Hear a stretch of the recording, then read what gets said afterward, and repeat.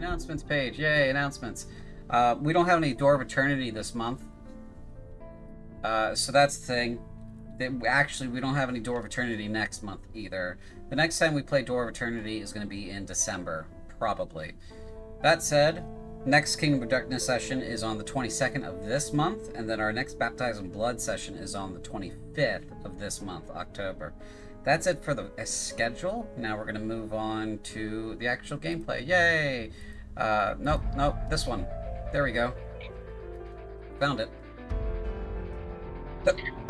Okay. Anyone want to do intros?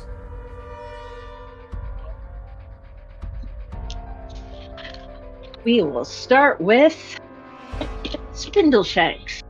Spindleshanks. Sin's doing the intros. Sin, maybe you should introduce yourself. Introduce yourself, Mr. Spindleshanks. And Brian, I play Spindleshanks. If I'm very fortunate, the opportunity to vivisect or dissect something will come up.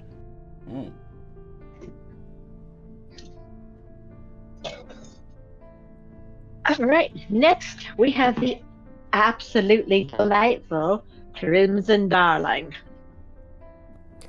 Hi, I'm Lorinia and I play Crimson Darling, and she just wants to sing and dance and just have a lot of fun.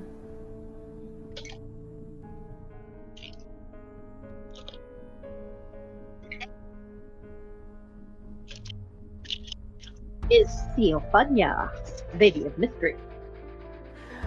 I'm Apostate. I'm playing Theophania Vraincore. Very mysterious, very demure, and very excited to spread some more literature. We can't hear you, Sin. What happened? Sorry, is that better? Yes. Alright, literature or glitter? Literature. The glitter is for something else. I never do. Okay. That leaves me and our fabulous GM. I'm Cynthia, also known as Sin. I play the rogue character of Nin. You missed somebody. Who is really questioning her life choices right now. You missed somebody. And that leaves our fabulous DM.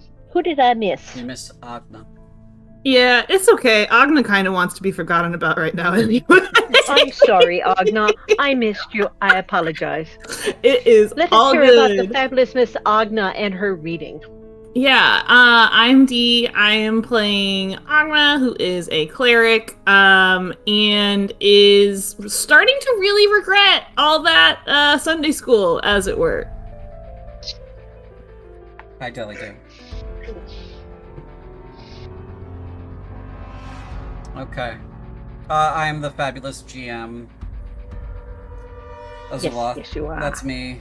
You'll hear them sometimes call me CJ. And that's fine too. But yeah, let's go ahead and get started. Just, want to make sure audio levels are okay. So if stream could chime in at some point and be like, hey, it's the audio's good. I'd really appreciate that. But in the meantime, we're gonna go ahead and move it along. I'm gonna do that. Turn off the music real quick. I don't know if anybody else saw this, but I fucking fixed the stairs. Oh god, this is the first floor. And nobody's here because they're all asleep on the second floor. And it's dark in here because they're all asleep. Last time we left off, go ahead and do the session recap. Lorinia. Woohoo! Alright. Welcome to the recap provided tonight by the friendly Crimson Darling. Last time on Kingdom of Darkness. The party is stuck in the tavern today, so they get to work. Agna reads the rest of Pride of the Elder Blood. Dart meditates a bunch. Theophania gets a magic lesson and shows the circles to Charashna.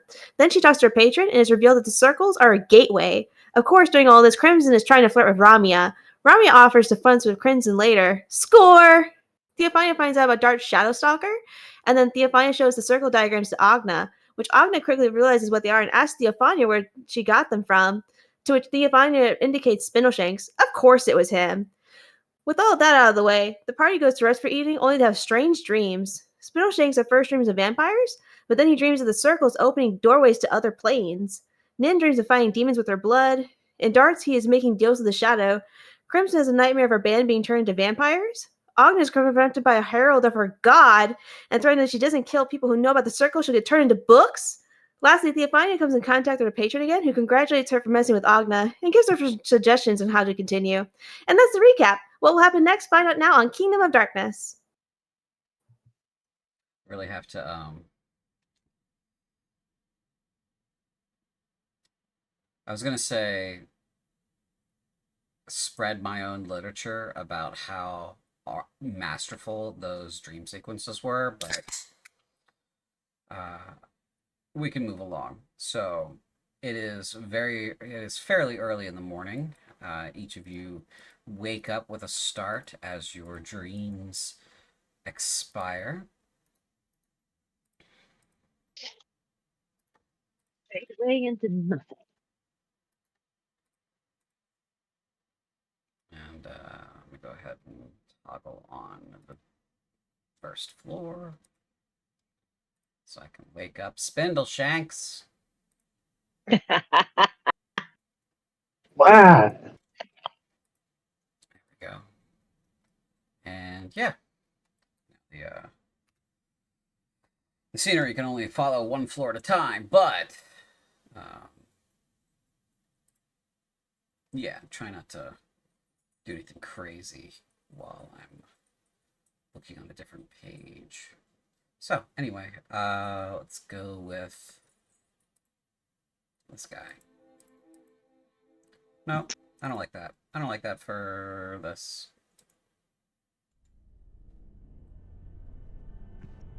No, I don't like that for this either.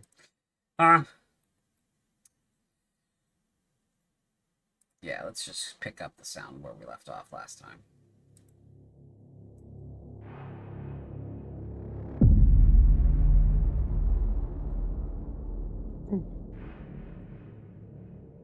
Okay.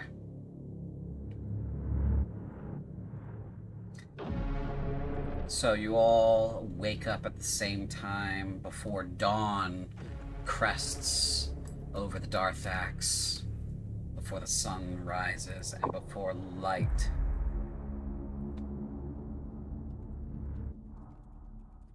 I'm sure that Miss Sabria is bouncing her way out of the room. She is still asleep. Oh, Gracefully, good. like spread out on top of all of the covers and stuff. Just full on mouth open breathing. Just completely without a care. One leg is dangling off the bed. Completely unaware that if she doesn't wrap herself fully in blankets, the under the bed monster can tickle her toes. So.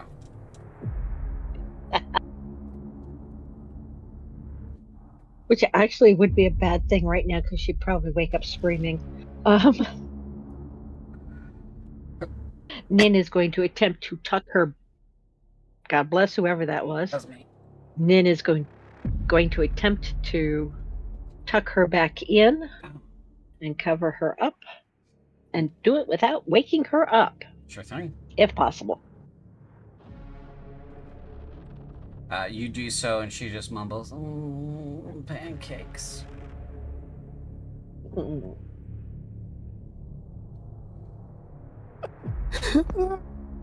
Maybe. That's good. That's ironic. We will wake up and we'll see if they have pancakes. All right, Nin's going to go. There we go. Out and leave them. Pet the bestest boy. She wags her tail in her sleep. Sorry, bestest girl. I can never remember. And going to go try The stairs. the new stairs. should ask you if you want to go down the stairs. There you go. Yes. It worked. Waha! Yes. Yes! It worked! Successful teleportation. God damn it. Yeah, it's gotta... Yeah, I can't make the stream follow me unless I activate the downstairs. So, you head downstairs, and we're gonna check on the others who are waking up. That's fine.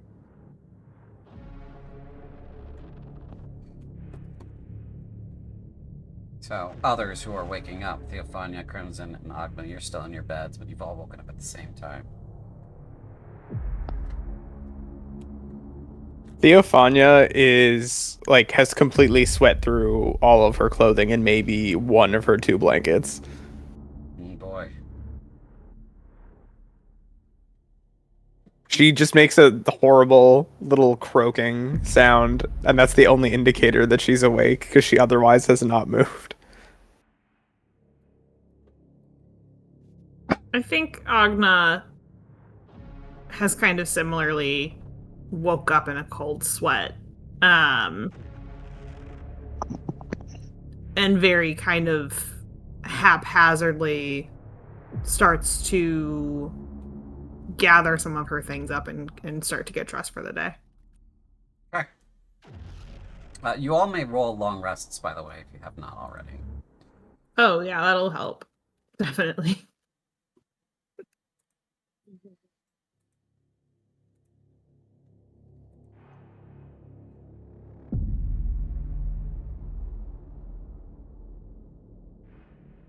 Oh, do I lose the exhaustion? Yeah. Okay, Yep. cool. Yep. That's why at the end of the day, you should absolutely, if given the opportunity, use the profane knowledge if you think you're going to succeed on this on the sanity save. 100%. Yeah.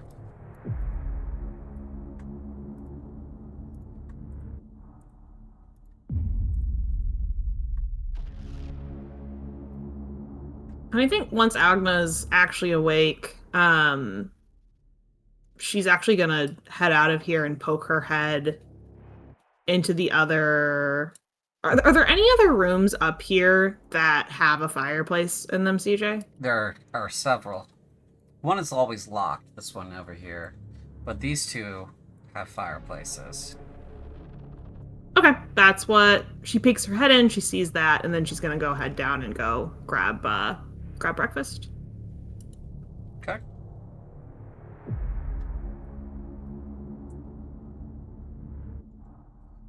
Right. Sick. Yeah. It works. Okay. Theophania, are you just gonna kind of like wait there? For at least... Yeah, another little bit, yeah. Okay. Crimson? Crimson is going to flinch awake and sit up really quickly. And just like look around the room, check under the covers. Ooh. Freaky dream. And she's going to get up and head downstairs.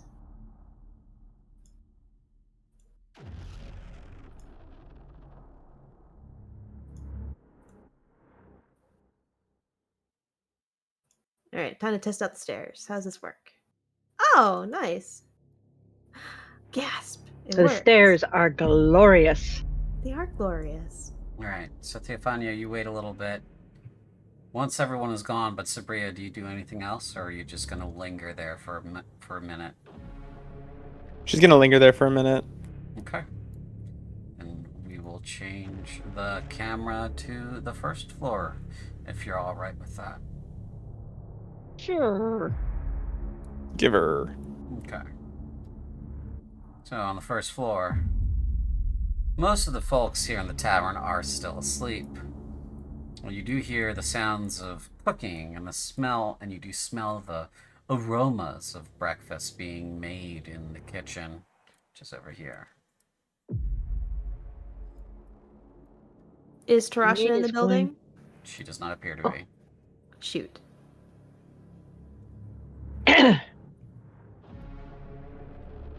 Crimson, Yes? I want to tell you something. Dart's Okay. wrong. It's not your fault that Hosker died. It's not anyone's fault other than the demons. You did nothing wrong. Dart just wants to make everyone as miserable as he is. You did nothing wrong in that fight. Hosker, it was a big man. He was a big boy. He knew what he was getting into and what the risks were, just like we all do. It Thank you. wasn't your fault. Yeah. Thank you for saying that. That makes me feel better. Good, because it's the truth. Now, can you tell me what pancakes are? Pancakes? Yeah. They're a fluffy, thin bread for breakfast. Do you think we could get the cook to make some for Sabria? I think as long as she has flour, she should be able to. Excellent. Didn't you give her flour? No, I think I gave her beets and beans. But I'm sure she has Ah, flour because she made gruel the other day, right? I think so. Yeah, so I think she probably has flour. We could probably put in a special request. Well, As long as we I pay was her. going to go in and ask her, but I think I will wait until she comes out. Yeah, you don't want to scare her. Yeah, do not bother the cook while they are cooking, Mm-hmm. unless you like eating your own food. So, I'm pretty sure you're real. Okay. I would really, really appreciate it if you stayed real. I will do my best to stay real for you. Thank you. Mm-hmm. Um, So, have you been Crimson's having... turn. Yeah. What? Have you guys been having any kind of weird dreams lately? A better question would be, when don't I have weird dreams? Well, I keep having these weird dreams, and the last one kind of came true, I think. So I'm kind of worried that Oh, the one I had last night might come true too. what was the dream that came true? Well, I dreamt about a Latro, and then a Latro showed up the next day. And last night, I dreamt that my bandmates were vampires. So now I'm worried that they're going to be vampires today.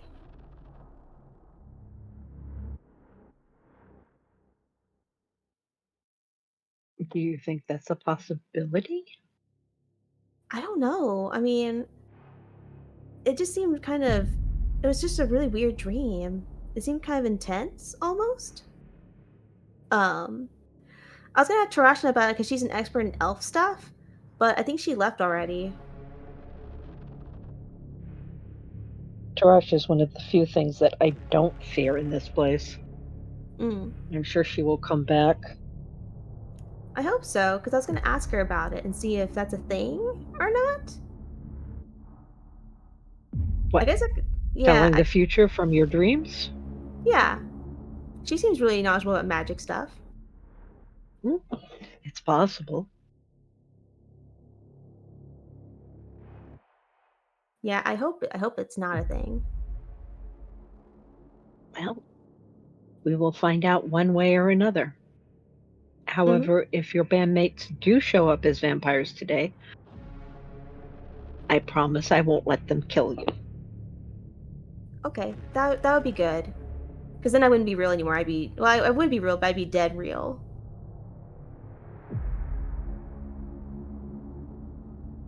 Nin gets this very confused look on her face and goes, "Dead real? Well, I'd be really dead. Right. But you promised you'd stay real. So Oh, my. I'm confused. Well, I'd be real, but I'd be dead. I wouldn't be fake dead. I'd be real dead.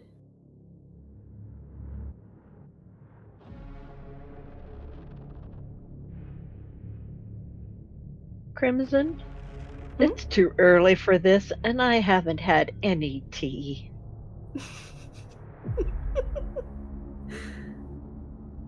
Good point. Good point.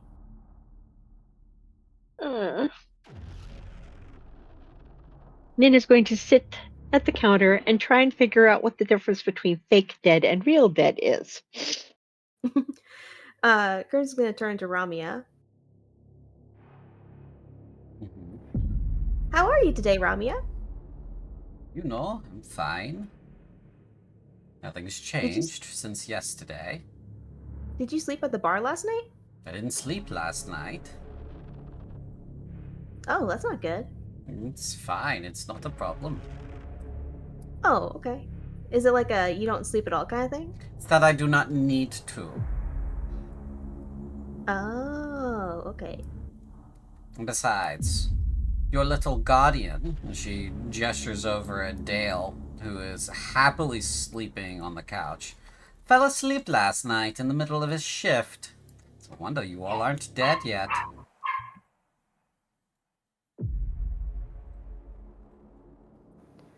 Well, yeah, he seems to do that a lot. As a young lad, he should be able to handle a few sleepless nights, but perhaps he's been pulling overtime. Yeah. That's a good point. How long has he been asleep? Hour or two. Not Oh, too okay. long. He managed to get through most of the night, but he did fall asleep, so. Okay. I should probably go check on him later when he wakes up. I hate to wake him up now in the middle of his nap when he's been up all night. Let the sleeping dog lie, huh? Yeah. But do you know anything about weird dream stuff? What do you mean?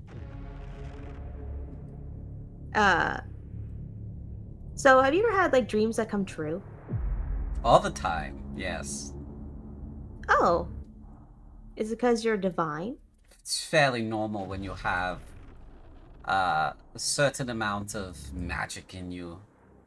You'll have premonitory or divining sort of dreams where you're like looking in on family or are seeing things happen around you that are true and real. Part of it is your senses interpreting what you're hearing and stuff while you're asleep, but the rest of it is just like that sort of magical ripple effect that happens. You know, when someone casts a powerful spell very far away, sometimes you can feel it. That sort of thing can lead to dreams. You being an elf or partial elf it's not out of the ordinary for you to receive such things. You're, um, you're receptive to that. More so than mortals. Not to say that they can't also have dreams like that. That's also something that can happen to them. They just more or less need to be the subject of it. So. Yeah, because I had a dream about a Latro the other day, and then a Latro showed up the next day. And then last night I dreamt that my old bandmates that I got separated from when I got captured by a Latro, I dreamt that they were all turned into vampires. Oh, yeah. Yikes. That's So I unfortunate. don't. Yeah, but how likely is it that it was just a dream and not a premonition dream? Well, considering that vampire population in the area is going up and not down, there's a good chance. It really depends on whether or not Baldric Kane's people got to them before they were brought to Oroganoi to be turned into, snacks. You know what I mean? So it really depends on which bad guy got to them first. Yeah, because I think I could be wrong, but they said something about, I don't know. It just seemed weird, like how they spoke about it. My bandmate Benedict said he was ripped in half and then he was turned into a vampire or Oh. something. That sucks. Is that possible? Oh, yeah. Oh, Why wouldn't it be? well, I'd imagine he'd be dead first. Well, yeah, you got to die to become one of them.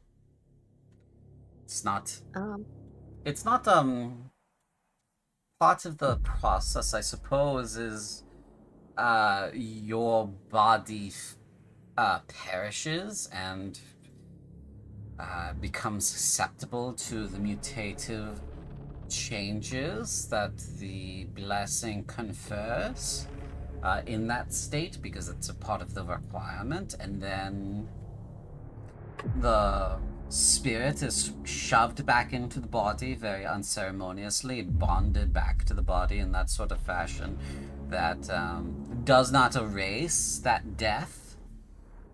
And so the mutative changes happen at that point.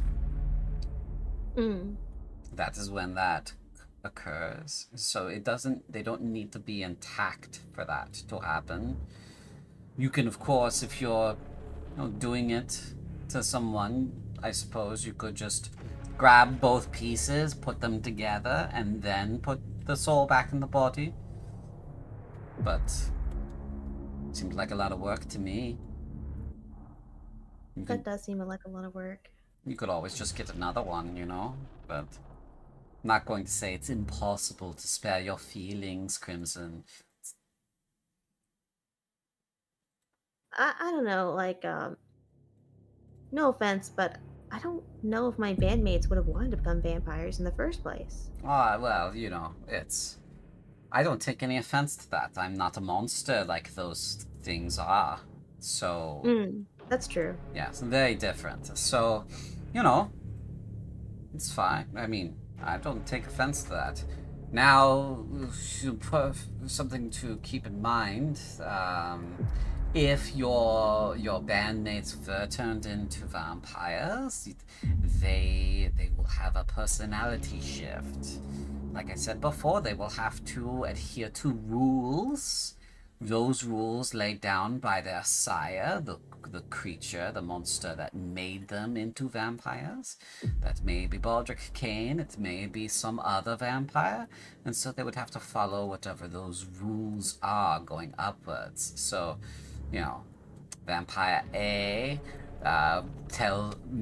imparts rules, to Vampire B. Vampire B makes new Vampire C. The rules gives Vampire C rules, and so now as Vampire C, the rules of both B and C apply to them, because it that's the authority chain, I suppose, or the way the properties go downwards. So they most of the fiends that I've come across are enraptured by their state and enjoy being what they are. They delight in it. So it is not uncommon to think that someone who would have rejected such a thing in life will in death cling to it or cleave to it desperately.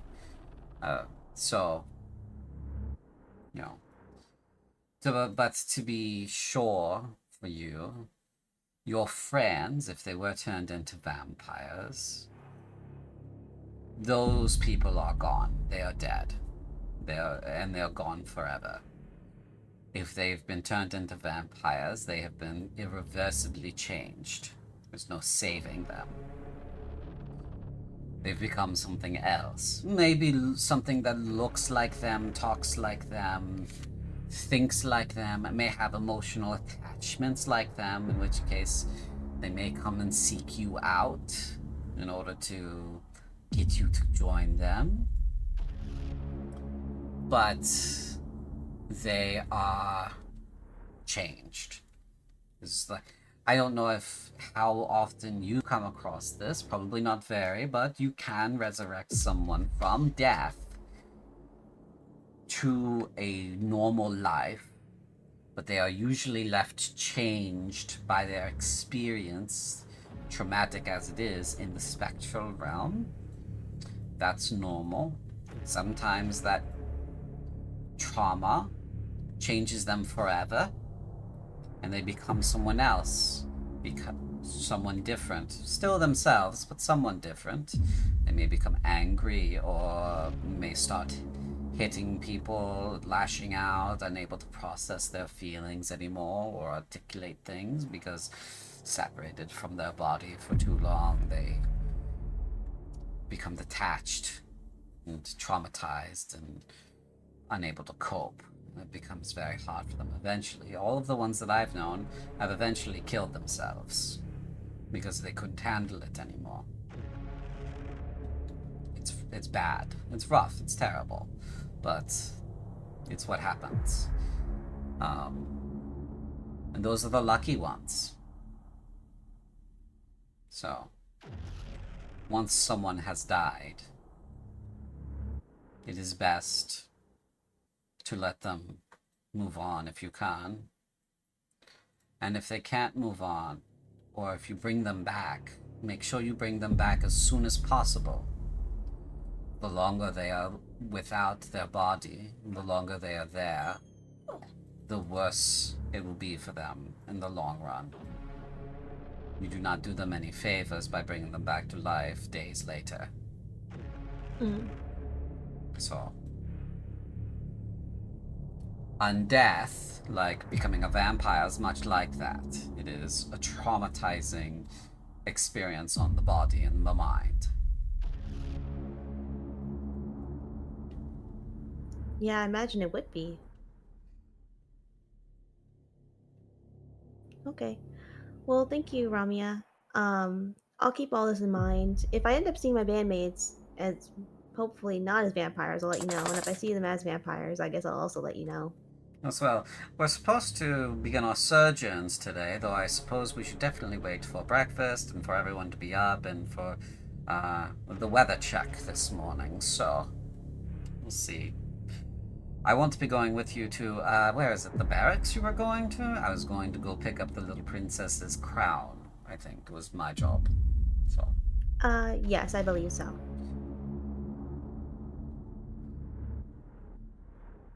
Oh, when did you want to do our fencing? Well, so we can do that this afternoon or this evening, depending on how things go.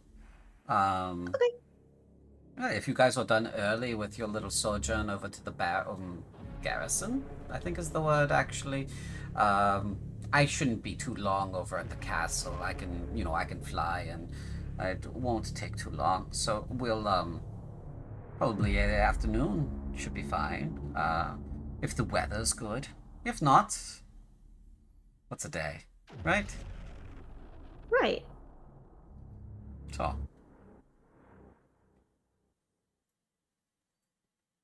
Please forgive me for overhearing. But I have a question for you, Ms. Ramia. Oh, yes. Nin looks over at Spindleshanks. Mm-hmm. Can you become a vampire without being dead?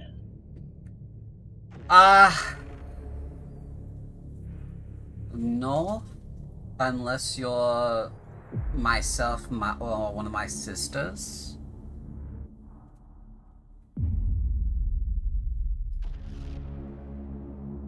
He really, really likes dead bodies. That guy over there? That guy over there. Spindleshanks, do you like dead bodies?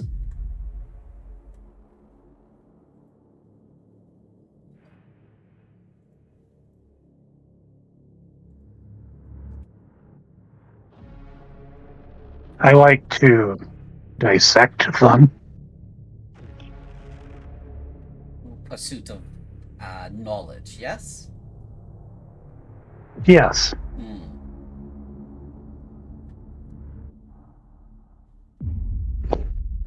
I see. Oh. The infection shouldn't be able to pass between their bodies and you. There's rites and rituals that need to be completed, so you shouldn't have a worry about contracting any sort of vampirism by handling them, sir. No, I don't. Okay. No, just the rest of us worry about him getting that. Oh, well, you don't have to worry about him contracting some kind of vampirism from handling the bodies of the dead. It's... No, we just have to worry about him handling the bodies of the dead. Yes, I mean, there's other sicknesses that you can contract, I suppose, from such things, if they're particularly putrefied or something of that nature, but, you know, be smart about it, right? He seems like a smart man. You don't need to worry that much, I think. Just wash your hands when you're done. Preferably wear gloves.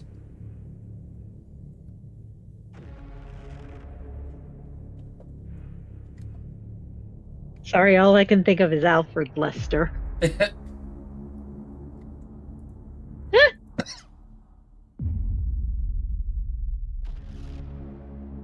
Oh, okay, that's all I've got right now, because the other person I want to talk to is not in the room. Okay.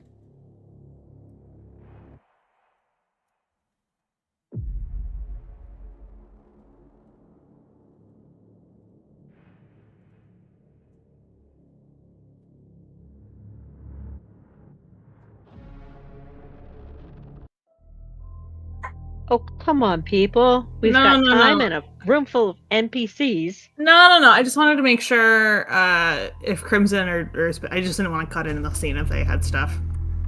Oh no, I've chewed enough scenery. I hope it's tasty. Agnes, go ahead. Yeah, I think if that's the case, I think Agna's kind of been sitting at the bar, eating breakfast, and kind of waiting for this chatter to end and to kind of catch Ramia, not alone, but like alone enough that the conversation is between the two of them. Okay. Yeah, so she finishes the chatter about the vampires and such with these three here. Notices that you've been very quiet.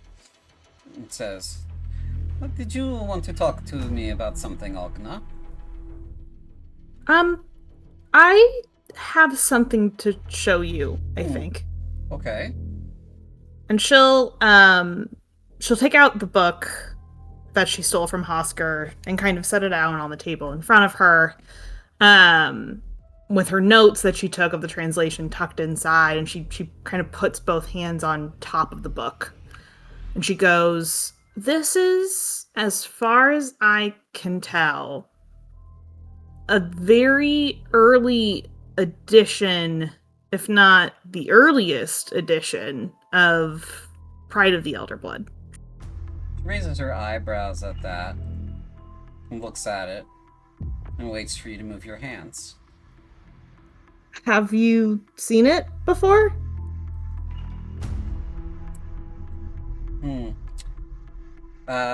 Would you mind making that check I asked you to make? Yeah, absolutely. I was going to ask you about it. Yeah.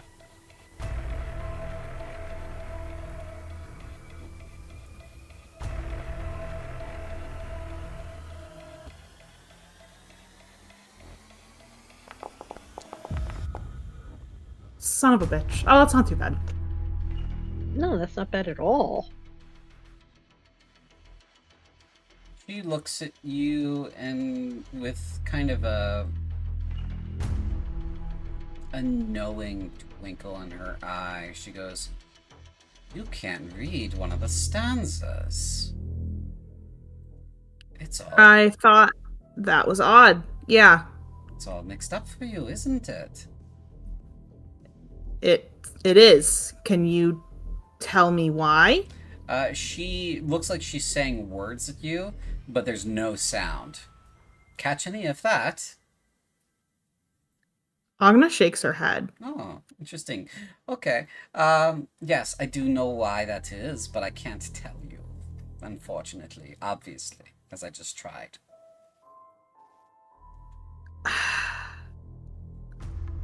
So that's old magic. Mm. Whatever that is. Hmm. Do you mind? And she gestures at the book. I think she will very hesitantly kind of pull her hand back, and she goes, I need it back after. Oh, of course. She picks it up, looks at it. Oh, you did pretty well, considering time and distance separated. But yes, I know all about this. I helped write it. And she hands it back to you. That's sort of what I thought. Well, technically, Razzia put ink to paper about it, but the three of us were there. Can you...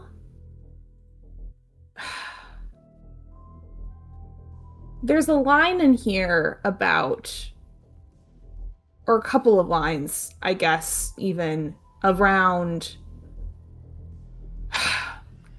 caught being interred for brother's crimes. He was spurned, a true innocent, yet by bonds condemned. What did you mean by innocent?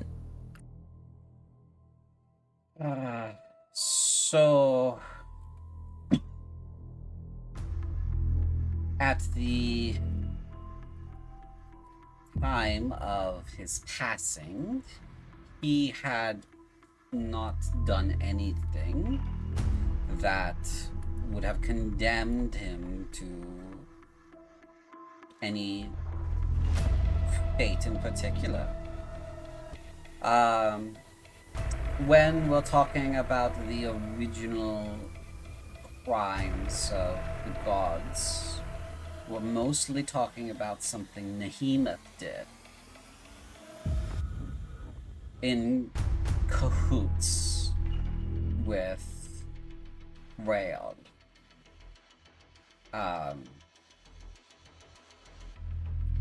When Karl was murdered,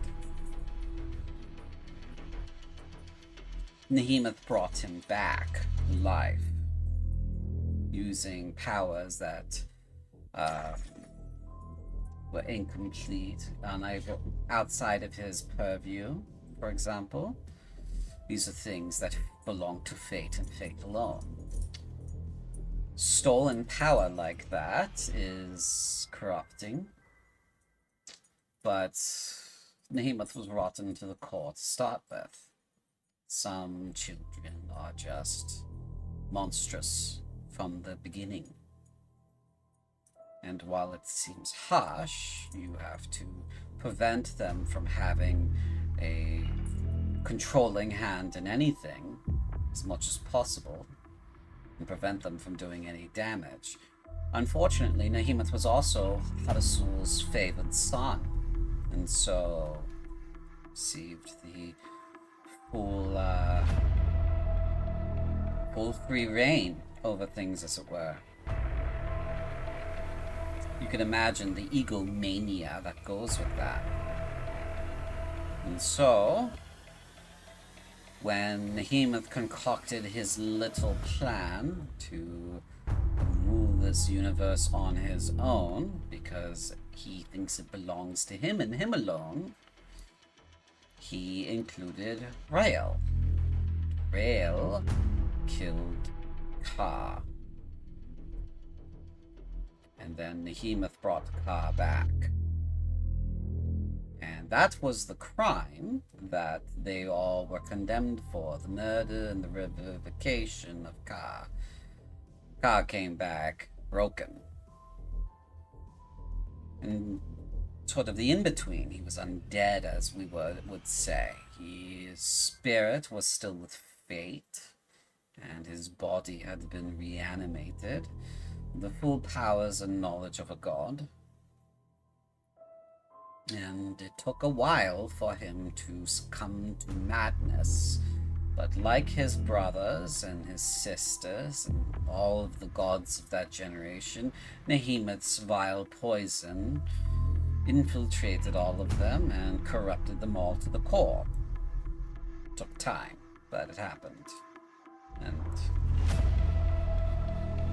therein lies the problem. How so? Well,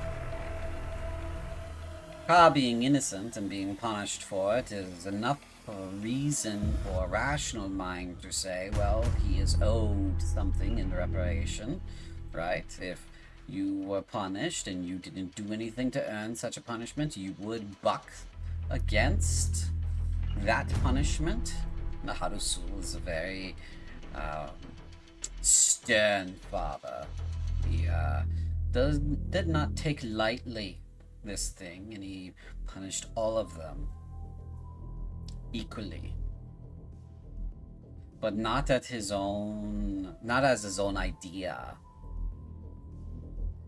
Fate demanded it of him. Fate is more powerful than Harusul or any of the gods. It is the ability. It is the arbitrator. It is the passage of time, the entropy of all things. You're talking about fate like it's a person. Sort of more it. than it's a force. Sort of is. It's both. It is a force, but it also can personify itself. It has a will. Into who? A will as a will into all things, into all of us, just like life does. You will die one day at fate's behest, when it chooses for you to do so. That is its moment. You may choose to die ahead of that. That is your will, and it will meet you and embrace you at that moment of your death. He is always going to be there for you.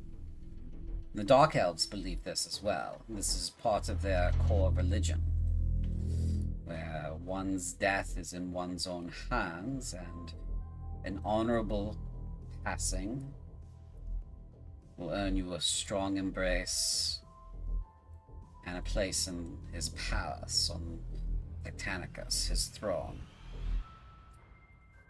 Except that doesn't happen. Well, it doesn't happen for you. It may happen for them. Who knows? I'm not the Dark Elf, I don't know. I've no insight into what happens to them after they die. They are very fanatical about their devotion to keeping fate the way it is meant to be. They live their lives as long as they may, and they die when they do. It's not often. And they do not interfere in the oncoming deaths of others. But that's a little bit of getting away from the question, is fate or death a person? Is both a person and a force? Is a concept of the universe, just like life is? Fate, time, death, all the same thing. It is So a god, basically. More than a god. It is a thing that can create gods. It is a thing that empowers them.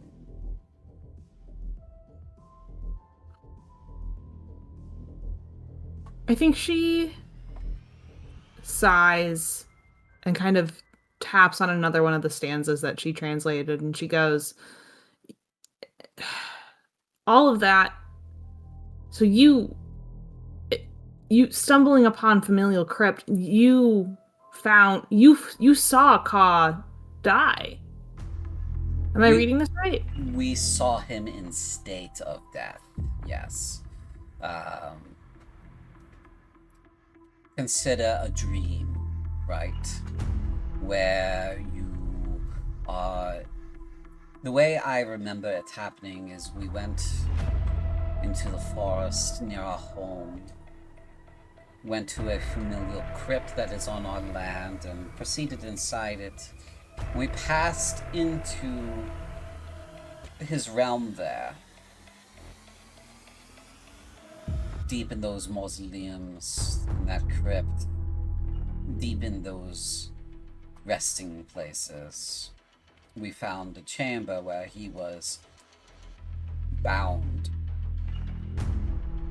still bleeding from the wound that Rael had inflicted upon him, dying in that space between those two things, both dead and alive at the same time, ever in the agonizing moment of passing. And it is there that we met him. He showed us what had happened from his own perspective. He gave us his blessings. It was not long after that he went fully mad. We are the last acts of a desperate god. I've just got one other question for you. Really? You should have dozens. I mean, Perhaps you're I being do. too polite. Probably. I can't read the third stanza, and you can't tell me why. Right. And I'm assuming that is a fairly common occurrence. That is the default. This is what is the norm. I can count the number of people that I can speak with this about on two hands. Could you tell me who? My sisters. And some of our friends. 3 of them in particular. I know that Nihemath knows. I know that Ka knows. So that's 8. Does Ansarib? He might. And I think she kind of stumbles over or kind of stalls out before she asks it. But I think what she asks Ramia finally is, if only a handful of people could read it, and the people who could read it already know, is there any reason he would want it destroyed other than the obvious? Well, if you can piece it together yourself, if you arrive at the conclusion, it becomes readable. And when you know the heart of the matter, then you can know and speak with the others that know more than you. Knowing the heart of the matter breaks the silence over you and allows you to learn more. Okay. So destroying it would be... I wouldn't advise it. And if you feel like you will be tempted to do so, I suggest you leave it with me. I appreciate that. I'm going...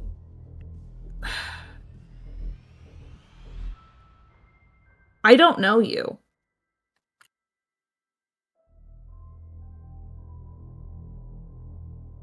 I understand. She holds out her hand.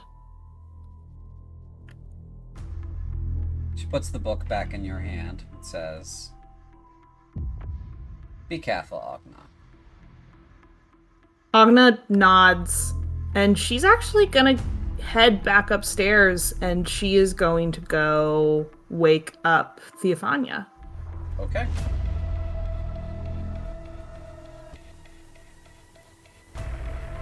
An excuse to use the stairs again.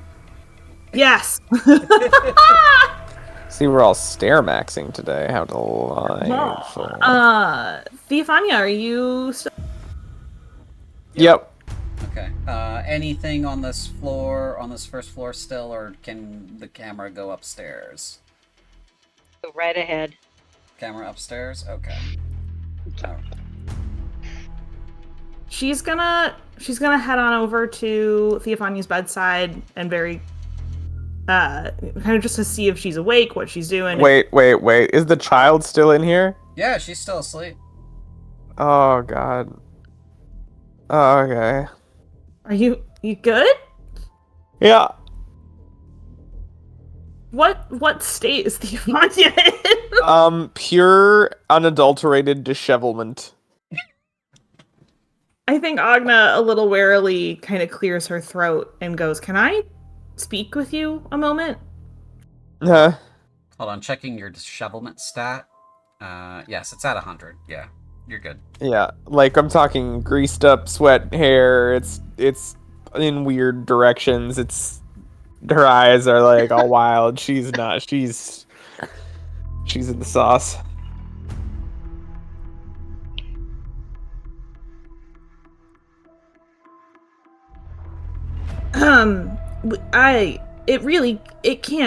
It can't wait. What? Can you come talk with me for a moment, Theophania? Where? Just the other room? Oh, okay. Do you need to eat or something first? I need a bath. Okay. I can let you do that. Where bath? Is there one here? No, there's some buckets. There's no bath in this inn, though. This is a very poor town.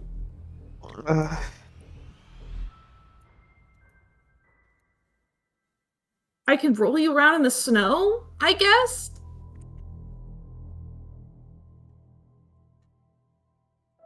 What do you need to talk to me about? Just the next room over. Okay. Theophania takes a blanket and a bucket just in case she feels saucy. Oh my god.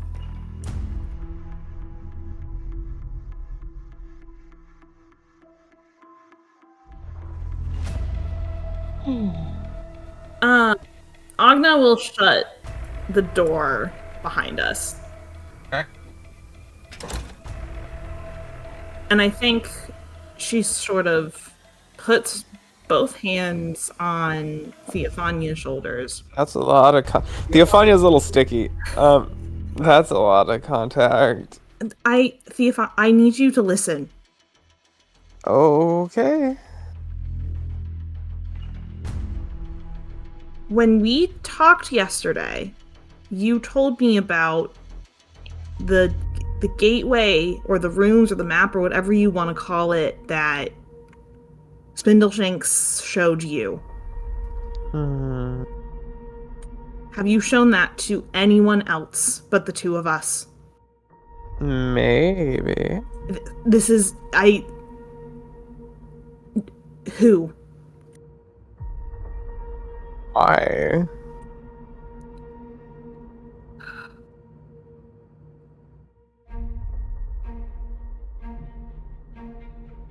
I grew up in a monastery for most of my teenage years. And the monastery was devoted to Ansarib.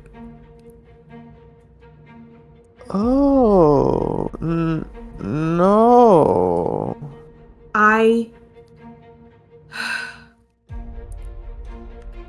If there is knowledge or secrets or anything that he wants to hoard, I am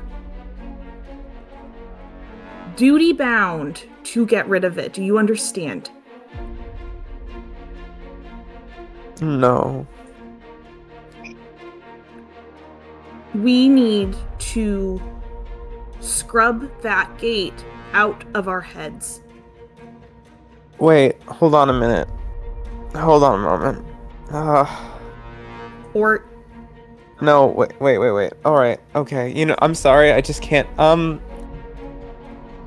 Oh, Crimson would make a song if she could hear this. Can you just hear Theophania thrusts the, like, she looks around for some other cloth or something, and then she puts that and the bucket in your hand. yeah. She's like, I need you to just can you clean me?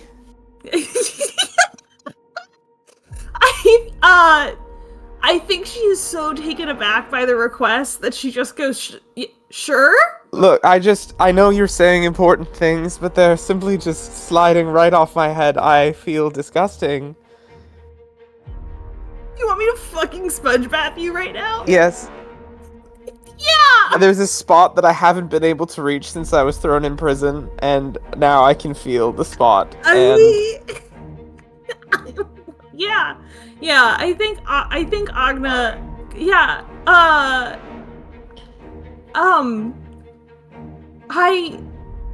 can we do this after? No, I simply will not be able to tolerate any. I barely even. The only person I think will get this, please. Exactly, so we can talk and you can get that spot on my back. Yeah, I guess I'll fucking sponge bath her. Fine. Yeah, we can do that right now. Oh my God. Yeah, we can do that. Okay, so you sponge bath her. Do I get the spot? Sure. Yeah.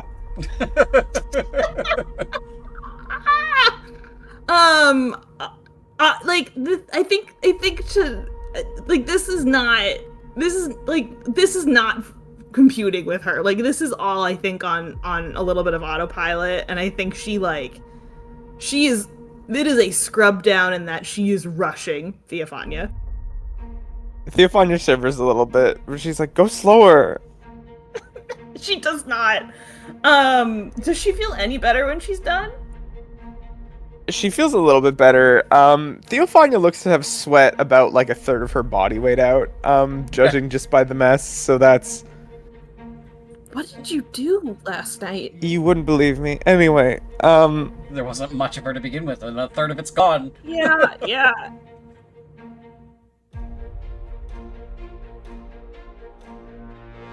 Will you please have a conversation with me now? alright, yes, we can converse. Theophania drapes herself in a fresh blanket. That gateway is identical to the one that started the advance.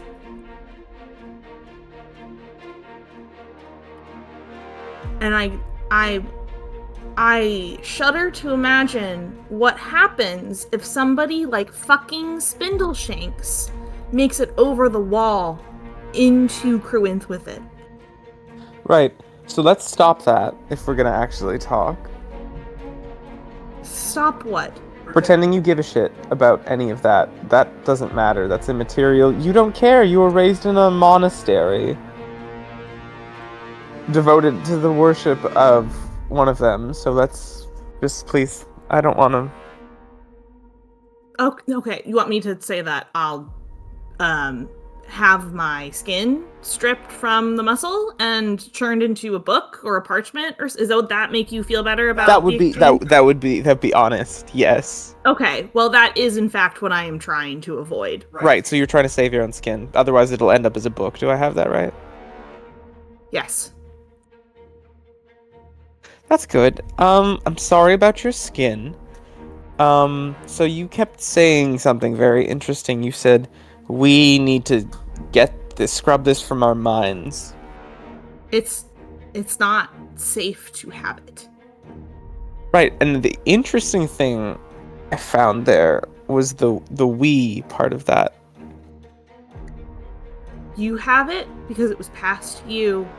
I have it because you fucking passed it to me, and now Ansarib knows about it. Okay. So we all have to get rid of it. Why? Because other... No, I know about your skin. Stop trying to make it bigger than your skin. Because Ansareb, if he... I don't see why he would be... I am guessing he threatened you and your admittedly very lovely skin. Because he doesn't like it being known. Yes. Right, so it's not really about anything other than that, is it? Does it matter? A little bit, yes. Because of the Does we it matter clause there, if the we. the monastery that I joined when I was fucking 10 was wrong, and I was wrong, and I'm stuck in this? Does that fucking matter, Theophania? If we don't get rid of it, I don't know what's going to happen. Not just to us, but to this town. I don't know. I do. Okay, please enlighten me. You'll get skinned, and everything else will pretty much go as it is already going to go, however that may be. Will you help me or not? No, not with this. Because I think you're missing something. What am I missing? If you hate it so much, then just find another harbor to tie your boat up at.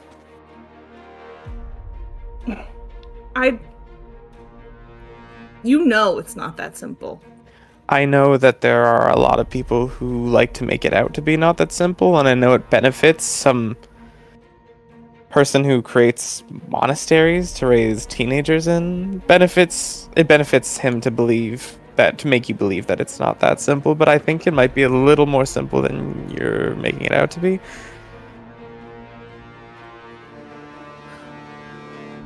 I'm taking suggestions. All right. Well, the thing is, he wants you afraid because you are privy to a very great deal of secret things. So you are valuable but also dangerous. There are other powers, are there not? I don't know if it's better to go to Ramia or to the witch we met in the woods, or... I would bet on the witch.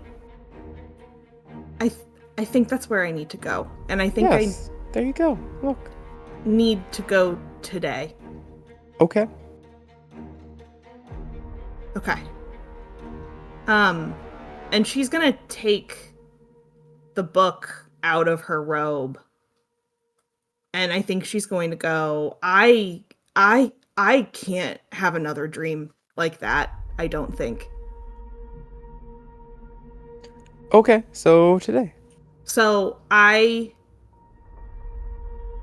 need to believe I have destroyed this. No, hang on. You're back on Please, destroying it now? You're please. back on destroying it now. What are you talking about? Please. No, what are you talking about?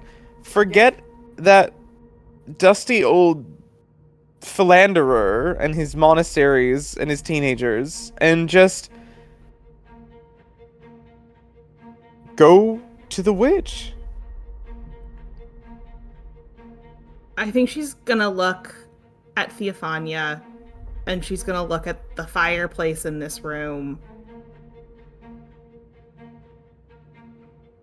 And I think she's gonna slip it back into her bag. There you go. Okay, we go today. Yeah, we go today. And that's all I got? Agna will churn and head back downstairs. Any reason to use the stairs? Yeah.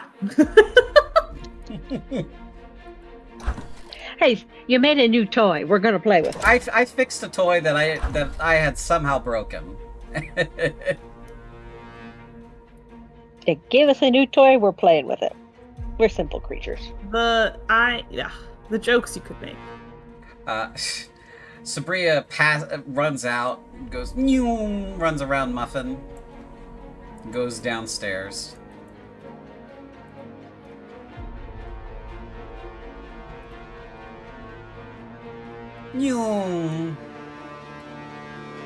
Just hops up on the barrel, passes both of you on the stairs, and sits next to Ramia and goes, "Okay, so what's for breakfast today?" Layla comes out.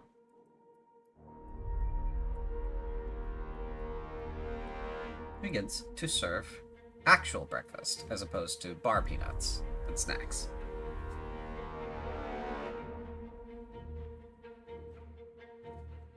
What is actual breakfast? Actual breakfast today is waffles with some fruit and some whipped cream, hand whipped.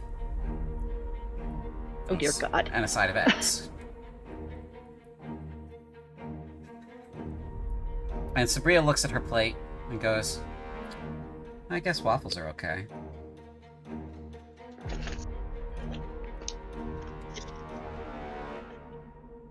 They have more syrup traps. She nods and goes, "It's just convenient that it does trap the syrup and the butter, but I kind of wanted pancakes."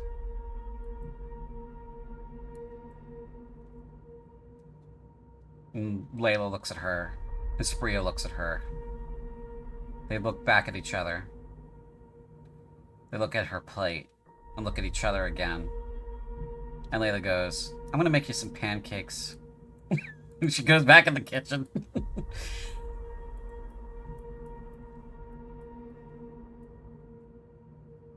Is that because she's the absolute adorable kid, or because she's the Duchess? Who are you saying that to? To me or to...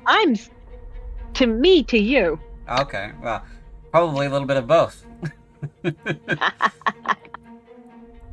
That works. After about 5 to 8 minutes, she comes back with a plate of pancakes. Also with fruit and some hand-whipped cream.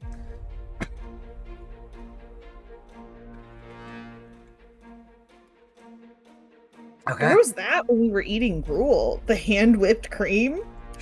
She says, "Listen, depression's a bitch." She says to you, Agna. I'm gonna just make this in character. Sure, yeah. And she goes, "Depression's a bitch, okay? I couldn't be fucked earlier to make actual good food. Now, feeling a little good about things. Feeling like there's a little bit of hope on the horizon. So this is what hope on the horizon gets you. Waffles. Pancakes for the Duchess. But waffles." She's gonna put a little bit of the she's gonna take a little bit of the cream. I think these are amazing, and I'm not sure I've ever had them before. So thank you. You're welcome very much.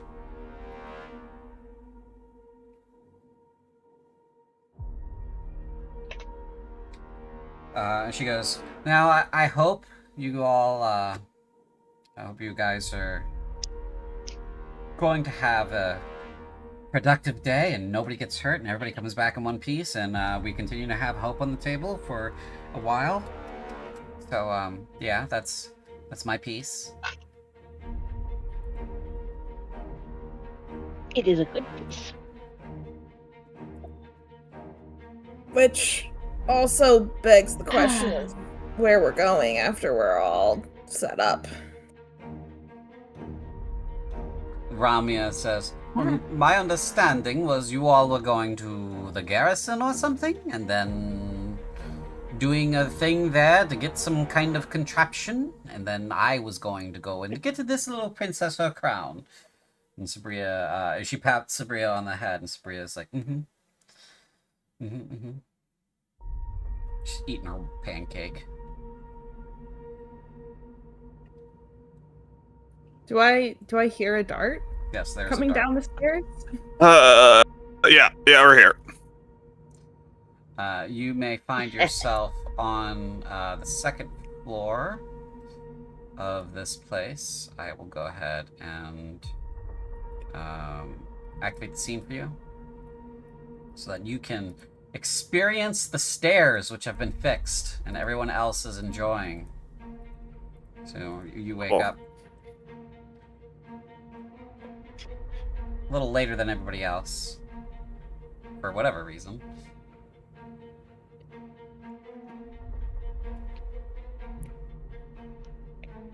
Oh. Muffin sits Hey, up. Muffin. She sits up. Is ready to begin her day. You didn't make a deal with a shadow demon in your sleep, did you? Brr. Yeah, I guess it's not really a demon, it's an aspect of my own psyche, but what's the difference? Yes, I would like to teleport.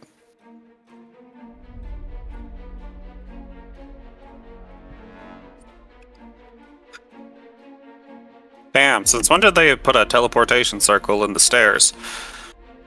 I fixed it. I fucking fixed it. It works now. We've used it so many times. It used to duplicate you for whatever reason twice in the same spot. Well, isn't that how teleportation works? You create a perfect copy and then destroy the original? No, We can't ship Theseus this. not at all. So, anyway, you come downstairs. Everybody's having breakfast. Looks like waffles and some fruit and some hand whipped cream. And Layla lays a plate of waffles in front of Muffin. Incredible. Well, we were just figuring out. I know we said the garrison was the goal for the day.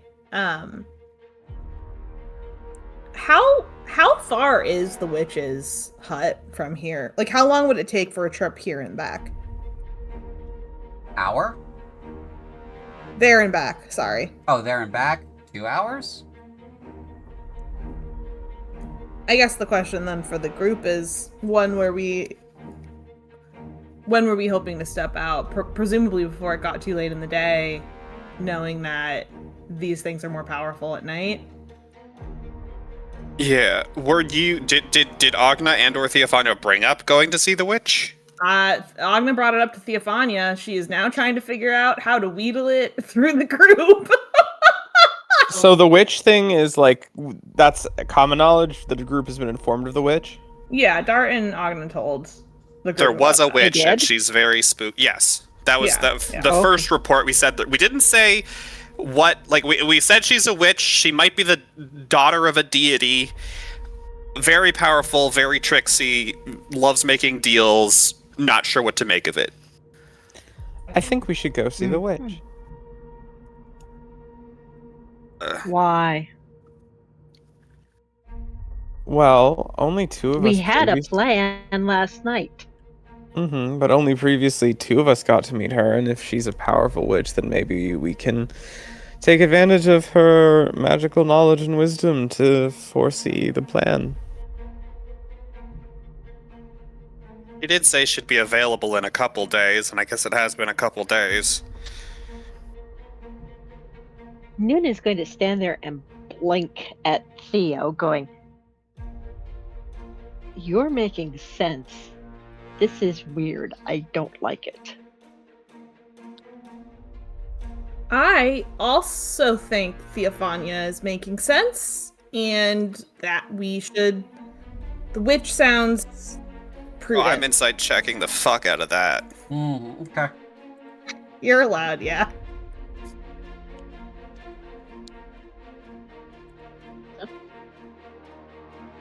What is that? Deception? Natural 20. You fucker! You cannot succeed. Oh, I didn't. Yeah, I rolled it wrong anyway. Yeah, Yeah, I did you- not succeed. You cannot succeed. Agna looks like she did not sleep well. Like, she looks like she... You know what you saw in your dreams? Mhm. Something has made her very scared. Um, And I guess, yeah, how much flavor do you want me to put on that, CJ? actually, as this is coming up, you feel your face stinging in pain from when he hit you. And it's, I think she... Ooh, God. you're hyper aware that there might be a bruise there. Oh, Jesus. I think Agna, seeing Dart kind of look at her and kind of feeling that, kind of almost like try to like put her hand to her cheek, like she's scratching at something to cover it up and turn away. Well, I hope everyone's got a treasured childhood memory and/or soul to bargain. Off to see the witch. Here we go. Going to deal with the garrison? I think we can do both. I think witch first, then double back to the garrison. I think we've got plenty of time. The witch did promise boons, weapons, I don't know. Things that might be useful if the demons and/or ghosts are present at the garrison. Wouldn't it make more sense to check to make sure? That the witch is there? I mean, we can see if the No, hut's there. No, that there are ghosts and or demons at the garrison if she promised to help us. A little bit If of recon. said demons and ghosts were there. I mean, fair enough. Well, she promised. She didn't promise to help. To be clear, she promised if we had things of value to trade, that she'd be willing to trade in a couple days. I can run towards the garrison, see if the battle's on, while you guys start making your way towards the witch, and if it's clear, then we can make all haste towards it once we've gone shopping.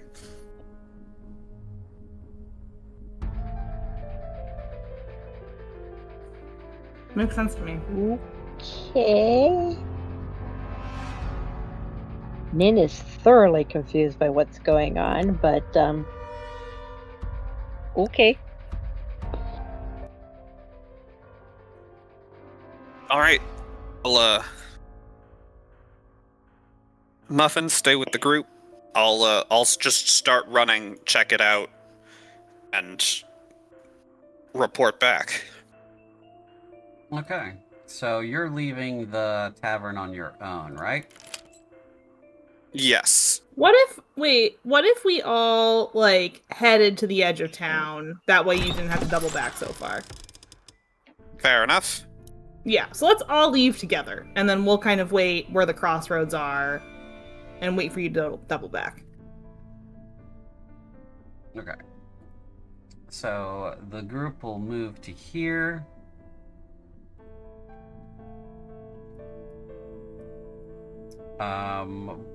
Then Dart, you will run down the road towards the garrison, which is here. You may give me a perception check if you would like. Word.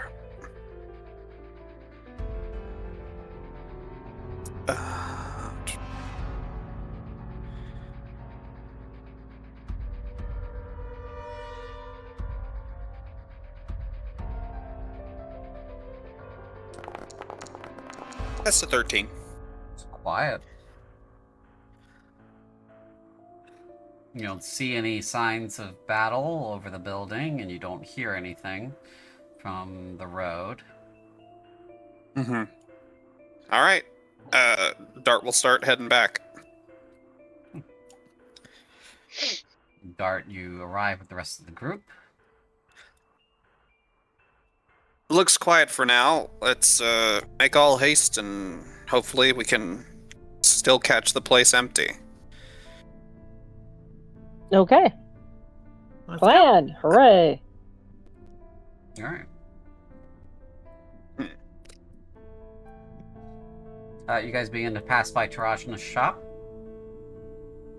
Yes. Anyone want to stop here, or do you guys want to keep going? Oh. Make all haste. Yeah, I think make haste. Yeah, we need all haste, but Nin keeps looking back at Tarasna's shop. Okay. Assuming we survive, we are stopping there.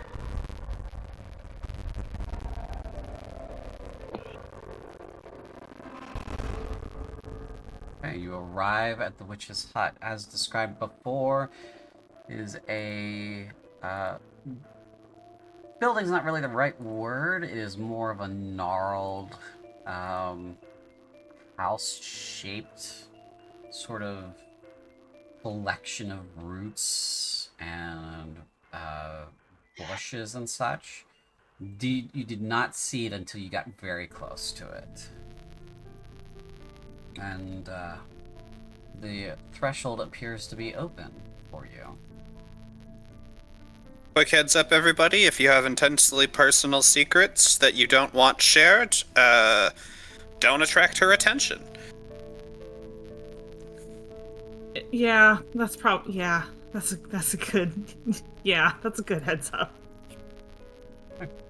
Do you all enter? Yeah. Yep. Yep. Knock first and, ask if we can. Nin, What the you only guys raised him? Nin's the only polite one. You knock first. Were you guys raised in a barn? Oh, I was raised in a house over there. You knock on the Obviously.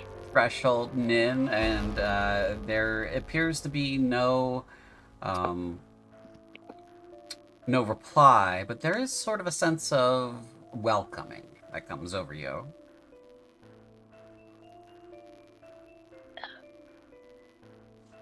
Did you guys give us her name? I think she just called She- herself the witch. Which, yeah, she specifically did not give us a name. May we please enter your abode? There's a delightful scent of cinnamon and berries that follows. That smells really good. All right. Enter the weird house. Okay. Anyone not entering the weird house?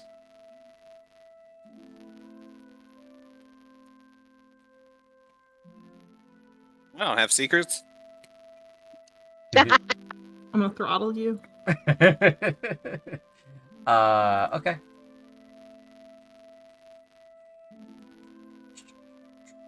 Sorry. The only one I think that doesn't have any worries whatsoever is Spindleshanks.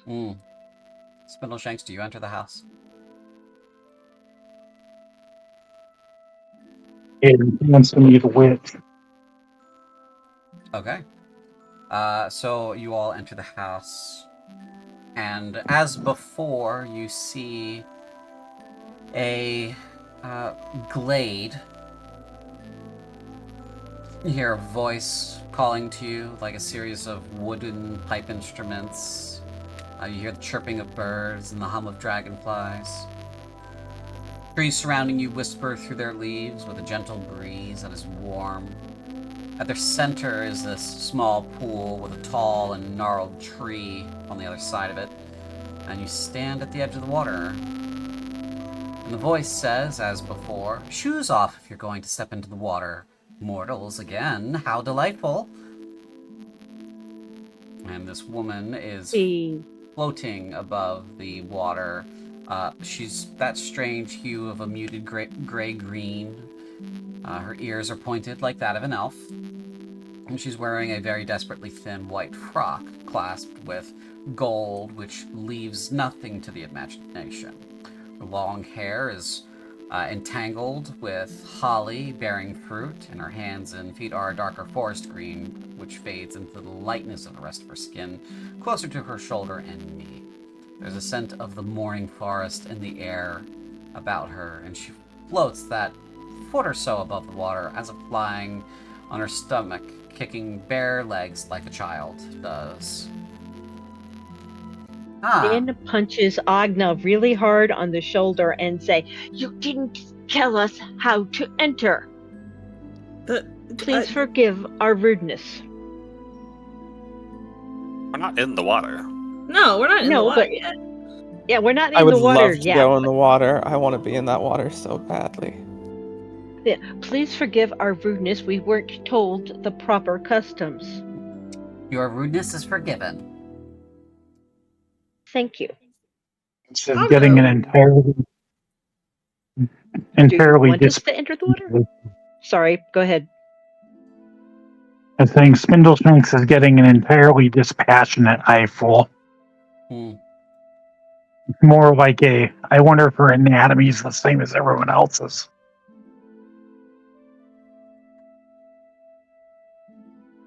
Do you want us to enter your pond, lady?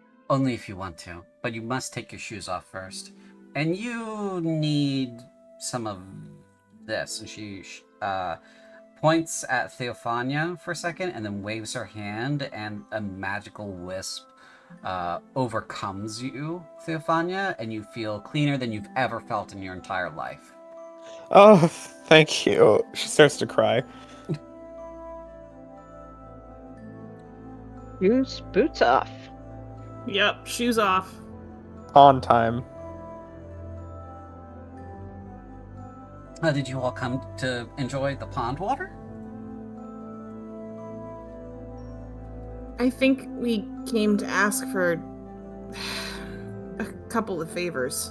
Well, I am inclined to grant favors if the payment is worthy in kind.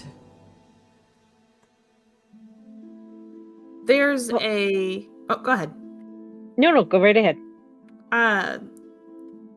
There's a garrison outside of town that we think is crawling in undead or something, and we need to get in there, and we need to get a message out to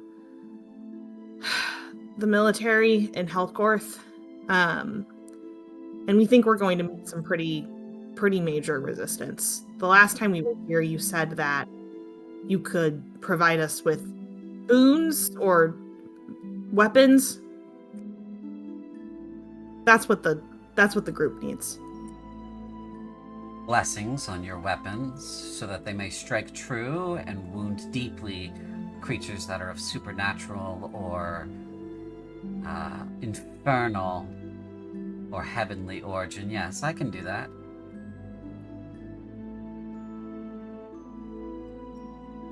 And the cost? Depends on what is willing to be given, and if it is an equal that measure. Agna will look to the rest of the group. I don't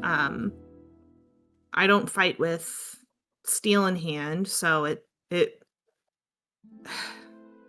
really up to the lot of you.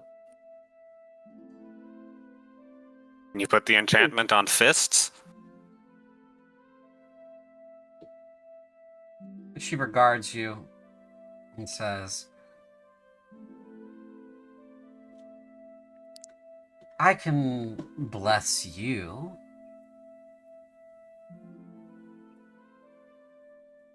But such a blessing would be of little help than meeting your own potential. But it can bridge the gap for now. I'll let those who actually use steel decide first. She nods. Says, Lady, Hmm. go ahead. Lady, may I ask a question? Of course. What are you? I have explained this to your cohort, but it's hard to put into words what I am. And she gestures to herself. This body is one I take that you can understand easily, though I can appear however I wish.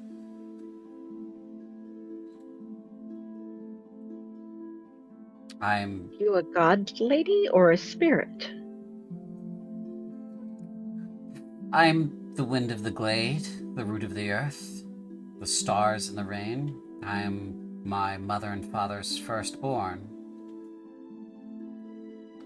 I'm Vanagra, daughter of Fiam and Omul. The land, the sky, the sea give me life, and when I leave for my mother's hold near the end, that which gives me life shall finally die.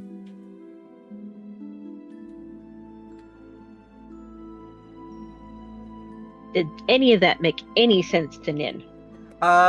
Make a religion check for Nin.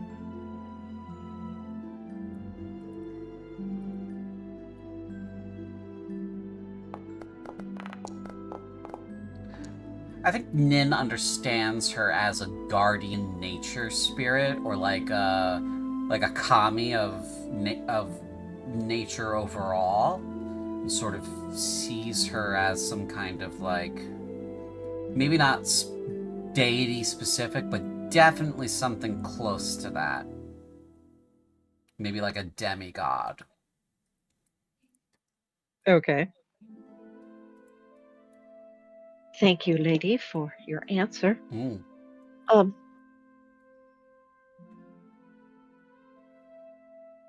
I am unsure why they brought us here to beg your boons, but what could you do to aid us if we asked Well, I can't and met your price? I cannot fix what has been done to you.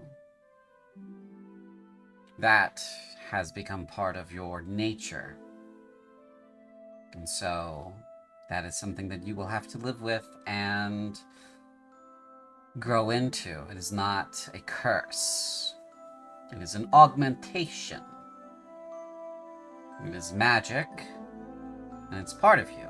So don't be afraid of it when it happens. Much like the blossoming of adulthood, this power will blossom in you in time, given the right catalyst. So don't be scared when it happens. But other boons I can grant. I can make your steel blessed and powerful against the supernatural, as I said, or those things that come from outside this world.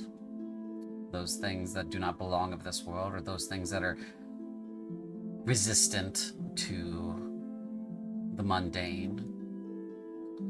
I can give that boon to you. Or I can grant you an object that is wondrous or special.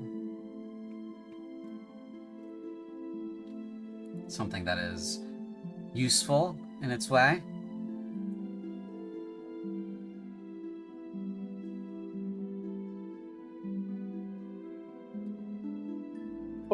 The events to come or the events we're facing now? There is only the present. Fair enough.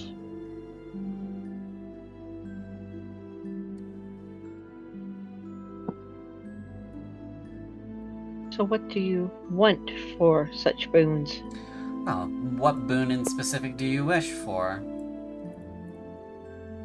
One you cannot give me. Then there's nothing that you can give.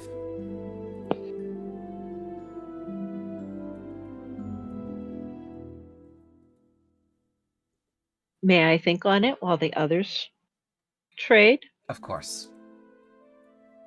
Thank you, lady.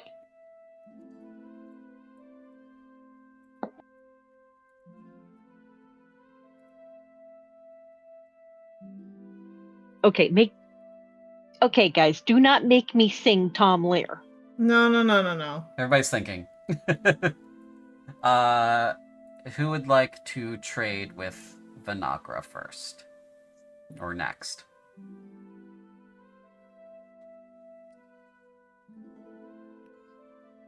I think I'd like to try talking to her. Sure. Hello. Hello, Crimson. You know my name? Of course. Wow. What else do you know? A great many things. A great many things. It's very vague. Your question was vague. Oh, true. I don't have a lot to give, but What could I get for singing you a song? I imagine you don't get a lot of songs out I here. don't.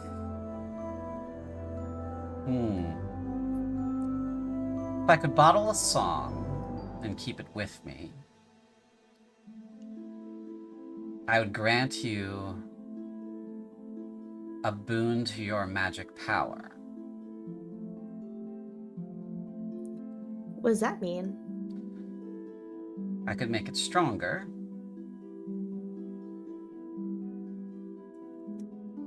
More potent, harder to resist.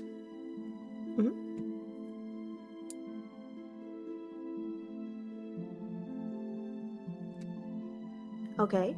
So that's what I get for a song, right? Okay. Yeah, that sounds great actually. Because I don't do a lot of fighting with a sword.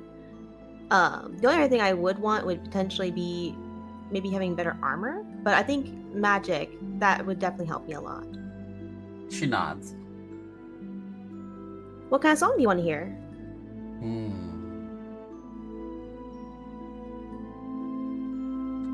One that venerates the earth. One that venerates the earth. DM, you put me in a tough spot. You wrote 60. Oh, I think I got one. So the earth, right? Okay, let me double check this song real quick. Okay, I think I got one. All right. This one I like to call O Kruth. From the mountains to the prairie, as we all see on the daily, the sparkling shimmer of the night was so bright it'll never dimmer.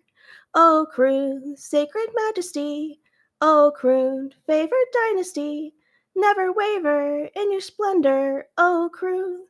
From frosted peaks to rolling forests, as we know, as we are, our revelry shall live on in your heart. O Kruth, how I love thee, never falter, let's live on.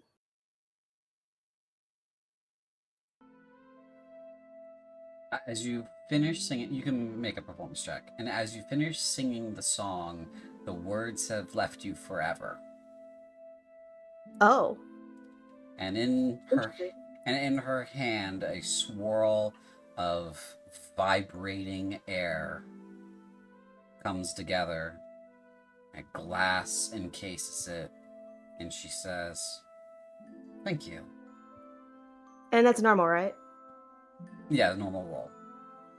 Okay, hopefully it's good. Please don't be a 5. Oh god! 14. At least it's a 14. Yeah. 14's not bad. She says, "Thank you. I'll cherish this."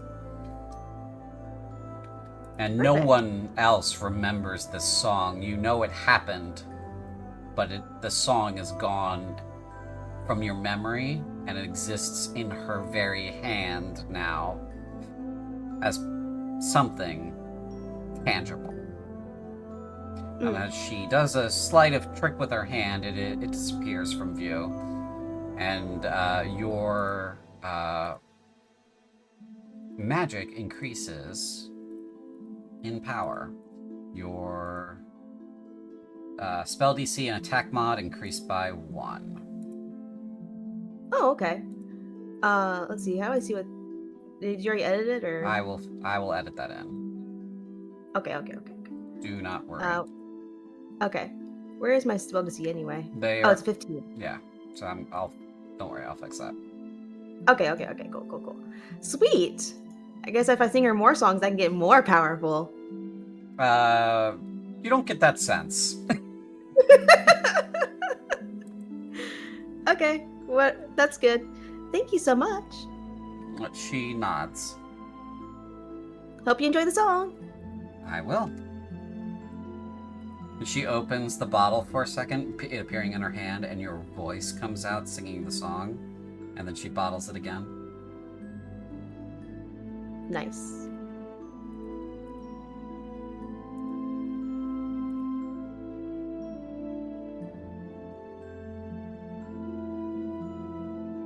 Okay.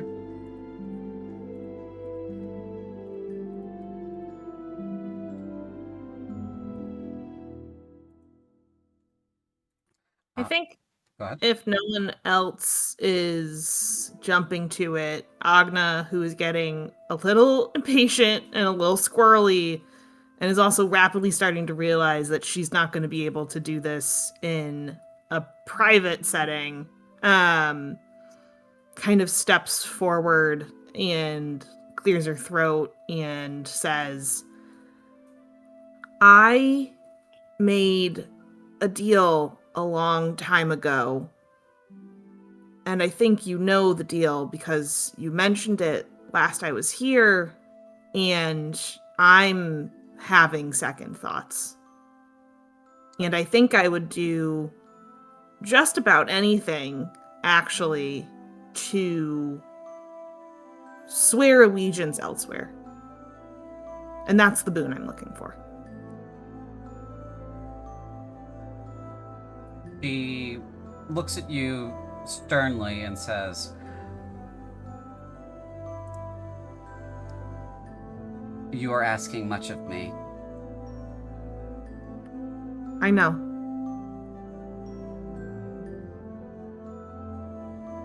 And I meant it when I said anything.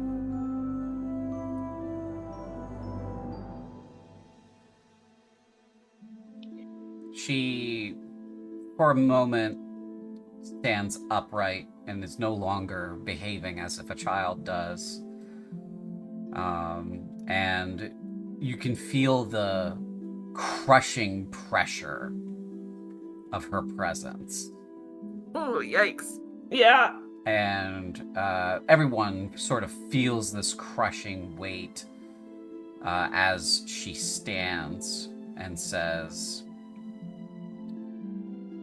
"This is something I can give and I can break, and I am willing to do so. But it is not a small task. And what I will demand from you to accomplish this is perhaps more than you are willing to give. You said anything." I did. Will you give everything? Shit. What do you mean? You have already offered Anzarib the only thing that matters. The weight and presence of your soul when it leaves your body. You are promised. For me to override that, I will need everything.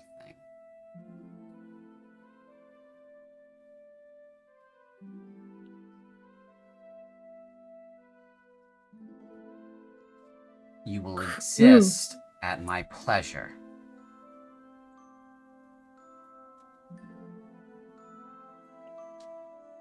I think...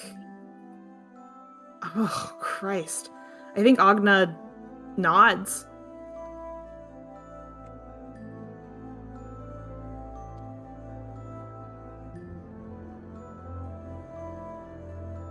I think that in this moment at least feels almost a little like relief.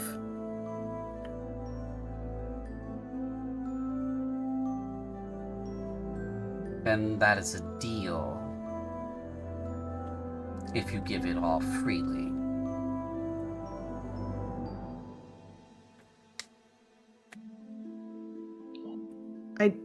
Yes.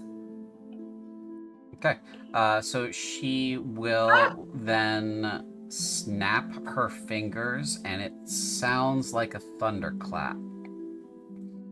And you feel yourself being changed. And as you begin to feel this, the rest of you are kind of standing around this glade, watching this happen, feeling the pressure of this entity's presence. And then there's another entity lurking over Agna's shoulders, this creature from her dreams, this cloaked herald with impossible long arms, the hood obscuring all, nothing, no features in the face, and spider-like legs coming out of the bottom of the cloak wrapped around her. And the witch makes a dismissive gesture with her hands, and one of the legs comes off, and the herald says, "You belong to me." Not anymore, she doesn't. And this finger snap happens at that moment, and the creature's gone from Agna.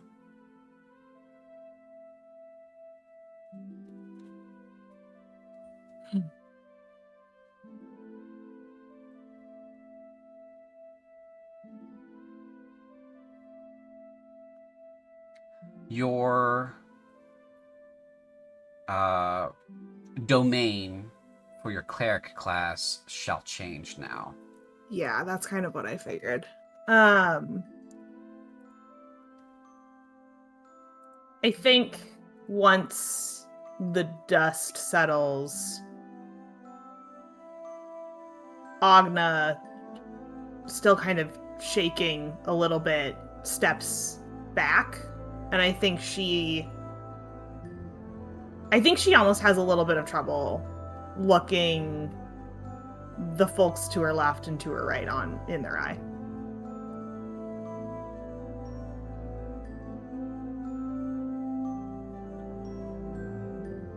Which folks are you looking in the eye? Whoever is to her left and to her right. I think there's a lot of it's that feeling of like not knowing what to say, right? I think Dart just claps a hand on Agna's shoulder. Well, guess you got different nightmares now. She laughs. Game Master, Mm-hmm. does Agna look different? Not particularly, no. Does she seem different? That's more of an Agna question. As she did say, though, Is she Agna? she is still Agna. Yes. But there's perhaps that weight lifted off of her. And those close to her can really only smell pine needles coming from her now. It just smells like pine needles.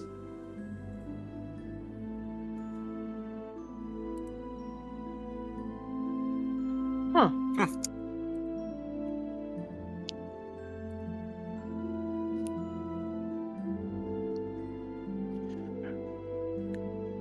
Well, I really thought, like I don't know, an enchanted sword or a crossbow would have done Spindleshanks or Nin some good, but if you guys really don't want them, I suppose I can't force you to make a deal. Haven't asked either, have we? Do you want to make a deal, Dart? Possibly, but I'm waiting to see what you want to do, Well, Theophania. What I want to do, I think this pond was already, and that trick you did, that was already just so wonderful. Thank you so much, she says to the freaking god, I guess. The witch says, "Oh no, cleaning you was a toll. It was the kindest thing I could do for you. Do not take that as a gift or something that you traded willingly. The alternative was smiting you where you stood. Ah, I understand. I am not in the habit of destroying, but I am perfectly capable of doing so. Never doubted. Was there something you wished to trade? And she begins to, like, shrink in presence and size and begins to sort of skip around the glade a little bit. I think I will leave it to my companions, though. Suit yourself.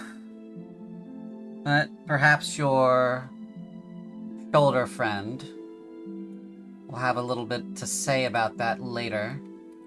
I don't know her for someone who passes up a chance at something fun. Well, maybe I'll hold judgment until I've heard what the others would like then.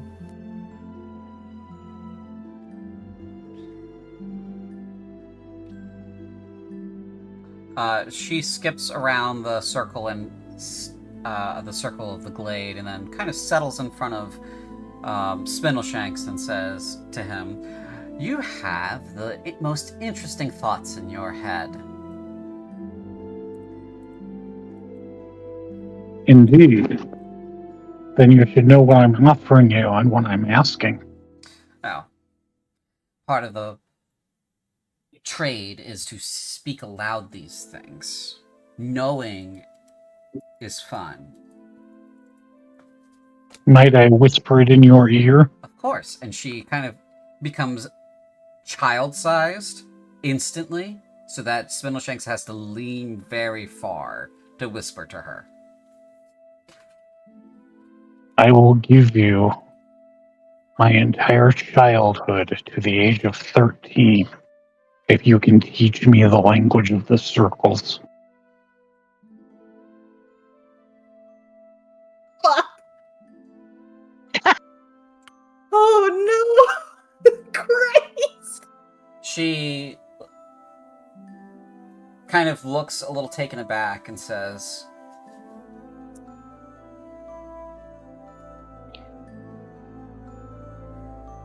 "Are you sure you do not want to be rid of it instead?"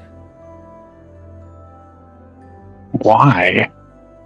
He legitimately looks confused by the question. I seek knowledge. She looks pointedly at Agna first, and then back to you, Spindleshanks, and says, "Some knowledge is poison." Knowledge is power. Spindleshanks, I do not advise that. Spindleshanks, can I ask you a question? As a fellow, unusually, well, I should say usually non-lucid person, I suppose I just want to know, why do you seek power? I seek knowledge, and knowledge is power. Therefore, I seek power. But to what end? To know Sorry. all things, particularly those related to the physical form. So you seek to know all that, yes, but why? What would you do with all that knowledge? I shall usher in a new age of medicine and experimentation. Now, if someone is injured, they can only be patched up and transported somewhere to have magic or alchemy used. I invent an entirely new type of medicine. One that can be practiced by those without magic. The circles will not lead you to that. I promise you that. I would like to It point out, shows. Agna, you did not hear him say that because he whispered it to her. So you don't know what he offered her. I'm sorry. That's my bad. Oh, I thought that was actually a pretty cool back and forth we were going for there. Well, you Yeah, I kind of got a little distracted by it too. Anyway, the witch says, "Some knowledge is poison. And you replied the thing about knowledge is power. Mhm. And she says, in exchange to that, what this is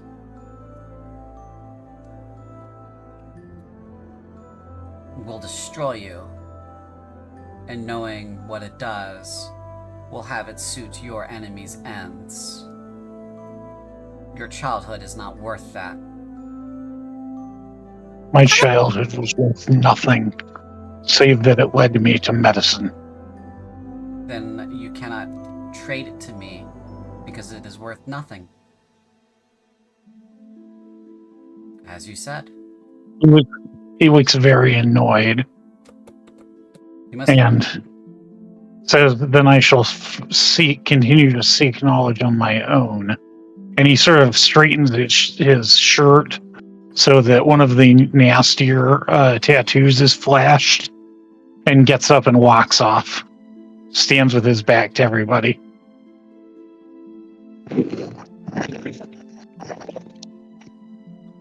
As he wanders off, she says, know that I cannot trade you something for something you find worthless. Anyone else?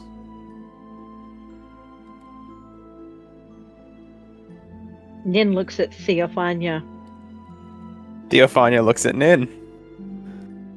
Are you going to ask? Or shall you? I go? Yes. Go ahead. Nin steps up. Lady, can you make my aim more true?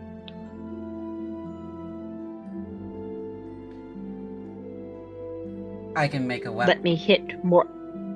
No, me hit more accurately. What would you give for that?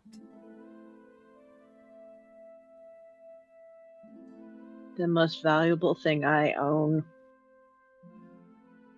The memories of my brothers. I don't remember our parents. I don't remember anything other than them and playing with them and teasing them. And then the monsters came. And they are all I have left of my family. I will trade that for these.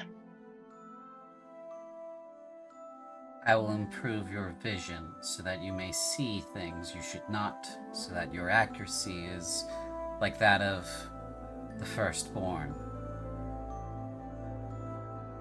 In exchange for something so poignant and powerful and meaningful to you, you will never remember them again. It will be as if you didn't have that. I know. But that's what I'm offering.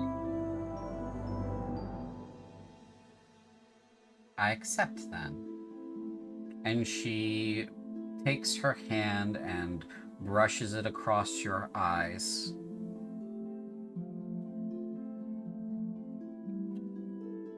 And you no longer remember your brothers, or your family, or what happened before.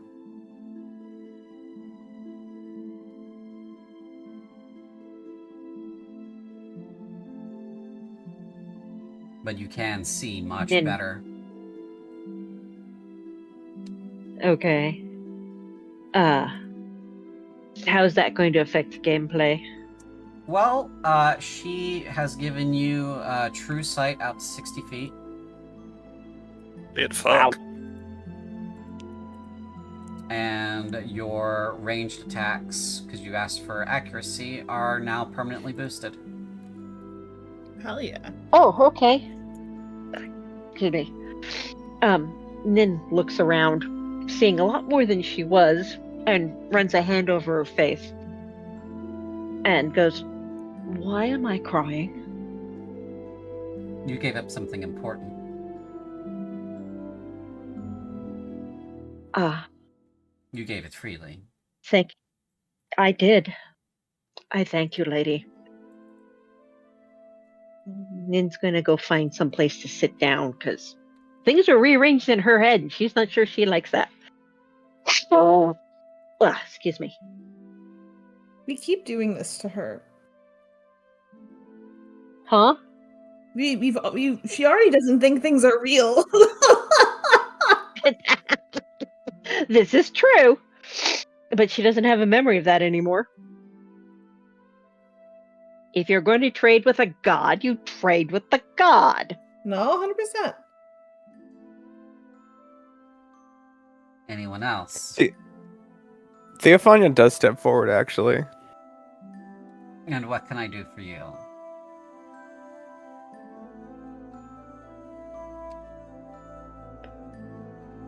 She glances back over to the way the spindle's shank stomped as she approaches the witch, and she says, "He isn't going to stop, I suppose, is he?" It is not my problem whether or not he does. But all things being equal.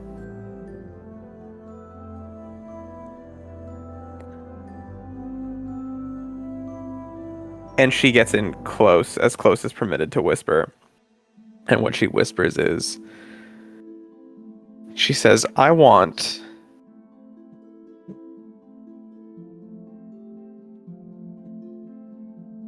the moment when he or our enemies are about to successfully use that knowledge. I want something to go wrong for them specifically.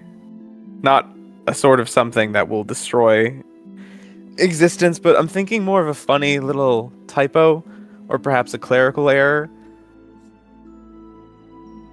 that will instead take them away. I wonder if that is within your power to grant, if it is within your power to just nudge a word or two backwards at that moment."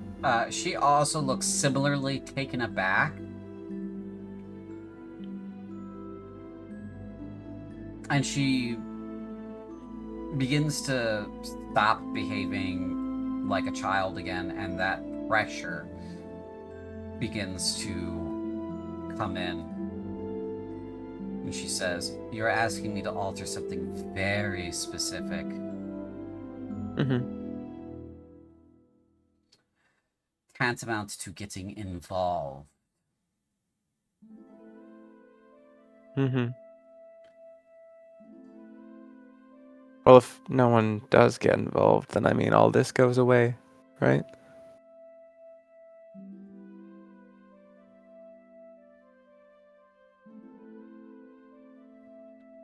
She leans down to you now, as she is more in stature as a giant to you, and says, "As ever it will.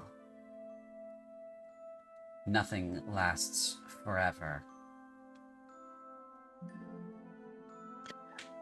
True, but I can't help but feel that that sort of knowledge puts things on a more accelerated timeline. Make a persuasion check. All right, here we go. I'm supposed to be good at that, Yeah. and It's gonna be the one time you roll a nat 20. I'm calling it. it is not, though that is kind of you. Here we go. What number is that? 22. Oh, that's pretty good. 17. It's good. Do we have any bonuses tonight? You have several bonuses tonight. There are I think 3 plus 1s. I would like to use one of them. Are there I any think- others, CJ? Nope, just the Yeah. plus 1s. There are 3 plus 1s, and that's it. Okay. I'm cool with that. I think if the party is large, is cool with that. Oh, yeah. Yeah. Go big or go home. Are you sure you want to just use the 1? That makes me think we should get it up to 25. Yeah, let's I mean, let's throw all the shrimps on the Barbie. let's do it. Okay. With a 25, she says to you,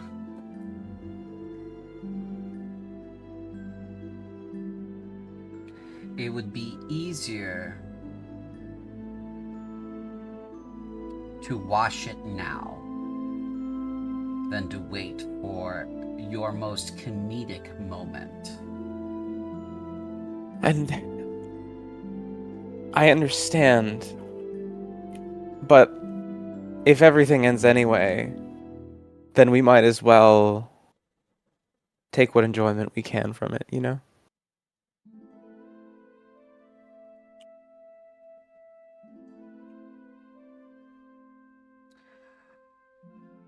She stands upright again, shrinks back down, and says, I will not be part of the games.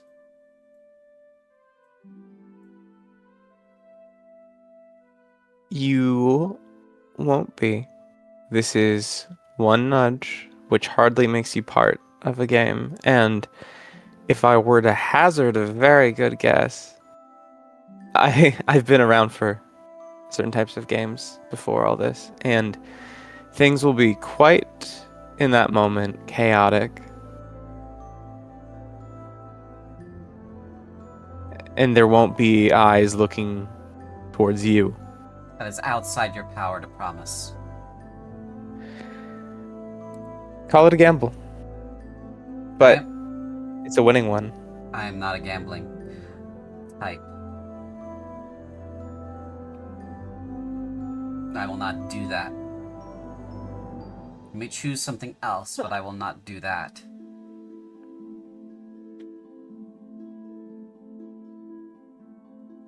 Can I just say how much I love the fact Theophania is basically going, when they're about to win, can you have them arrested for tax evasion before they enter this dimension? I'll Monty Python them. I will 100%. Oh, that's perfect, actually.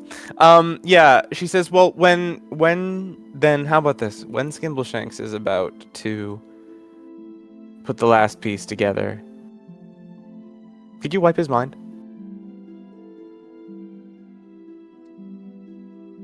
And for that, You go ahead. Sorry, I didn't hear what you said, Brian. I just said, you bitch. The witch goes, and for that, what will you give me?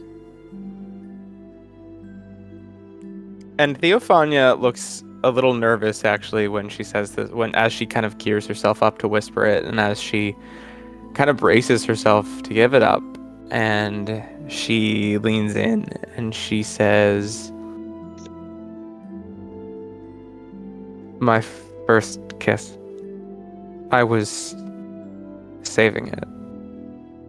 Oh my god! Oh my god! Oh god! Jesus Christ!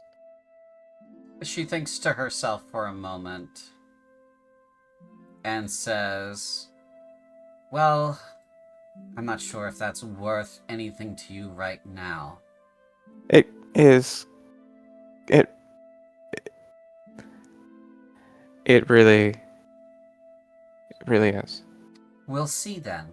And she waves her hand away and says, we'll see.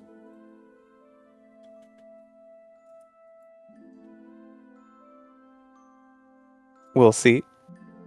Yes. If when the time for payment comes, if it's worth what I will do for it. To you. And if it is not worth it, then it will not occur.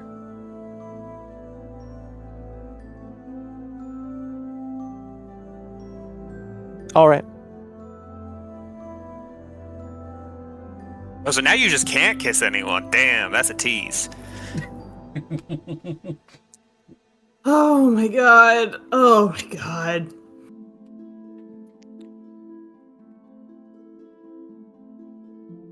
I can't believe the line in the sand is how much Theophania wants to kiss Catraxia and how much we want to wipe Spindleshank. I can't believe that's the reality you've created. Well, that's why personally, I think the original terms are very fucking fair, actually. But, we'll see. Theophania steps back.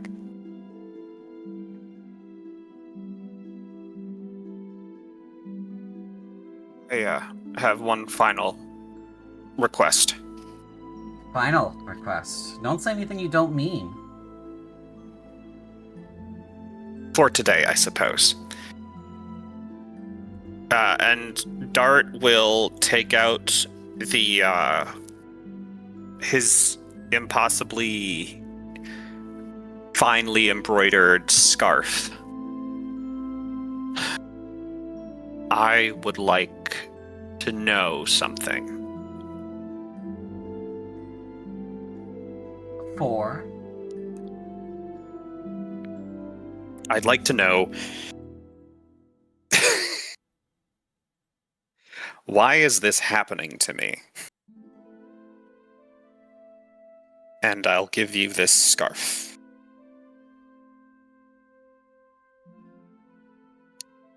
She smiles and reaches her hand out for it. Dart will hand the scarf over. She takes it. She says, "This is going to make very little sense to you." Still would love to know. There was a time, ages ago now, when a entity forgotten by death brought some people back from the brink of being devoured. And she made a gamble. This is happening to you because that gamble paid off, and a very small lizard man, or very small lizard, I suppose, slipped a rat bone into that one cell when she wasn't looking, letting you free before you were all devoured. Which is how it should have played out. And that's why all of this is happening to you. Huh. That doesn't make any sense to me. As I told you. Seems fair.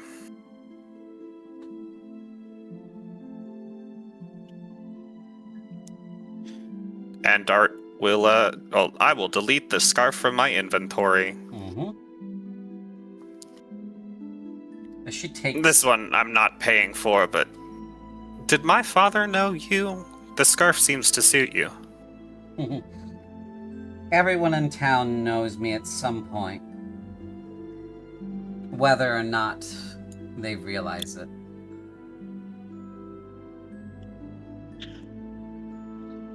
She takes the scarf and kind of flicks it out with her wrists, and it becomes a long cape. And then she flicks it again, and it becomes a tapestry. And she flicks it again, and it becomes a sort of like handkerchief. She flicks it again and keeps changing it as she does so. It remains the same colors and material, but she keeps changing it as she does.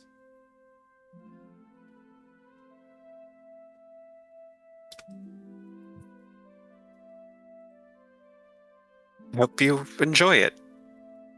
Maybe it was meant for you, actually.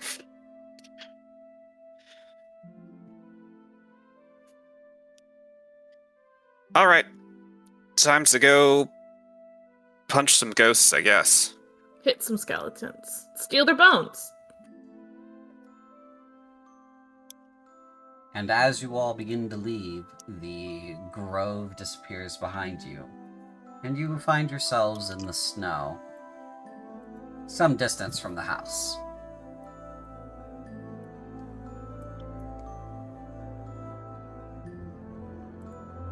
sits down and puts her boots back on because goddamn snow is cold. Snow is cold.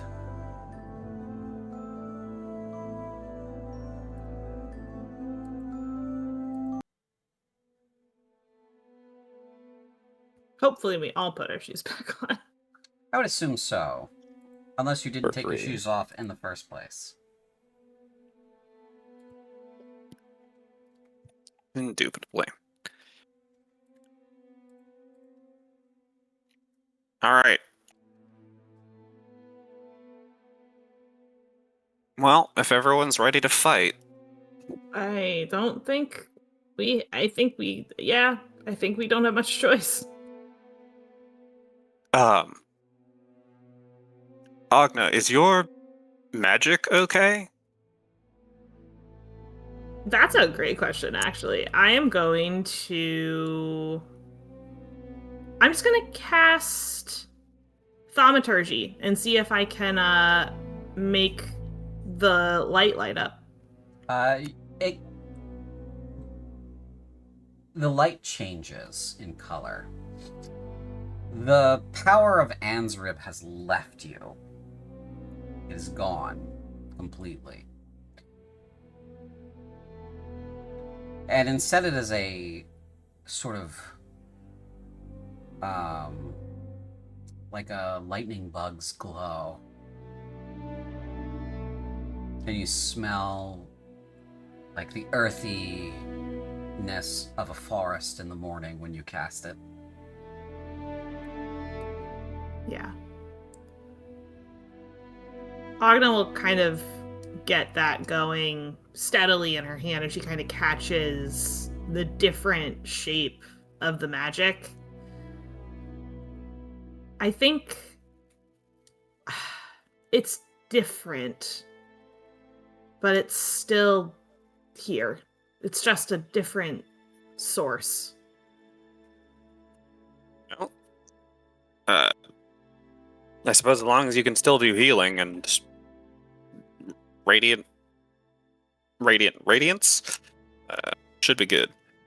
Just don't ask me to read any books.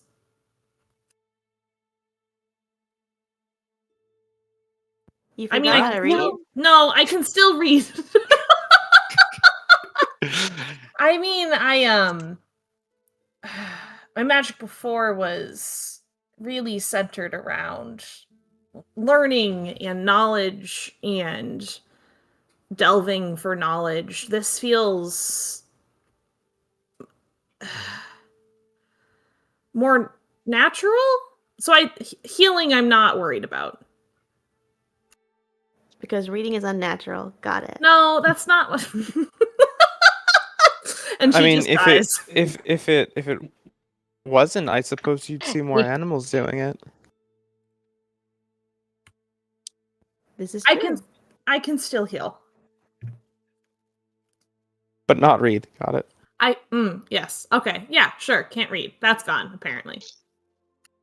As we're going, Nin, you sharpened your aim. Do you have a bow? That's a good question. Do I, CJ? No, you do not. Here. I have an enchanted longbow for you with some arrows. Oh. Thank you.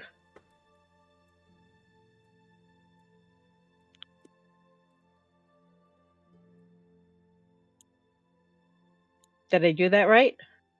Yep, you should see it appearing. I just have to move it over. Maybe. And then you should say accept. It's being dumb. It won't let me drag it over. Oh no, you just click accept. Yeah. Or I did click accept. I think it's just loading now then. Yeah, it doesn't Okay. look like it's done the thing on my end. So.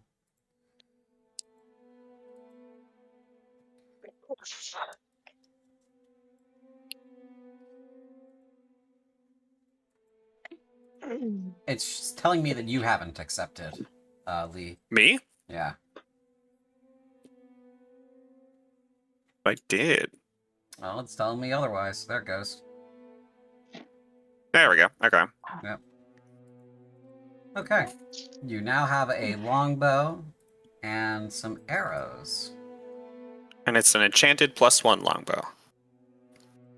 Cool. And some arrows. Thank you. I was just trying to make her miss less. Now, she will still miss from time to time, but her aim's a little better. Said less. I did not say not at all. Ah, okay, yeah.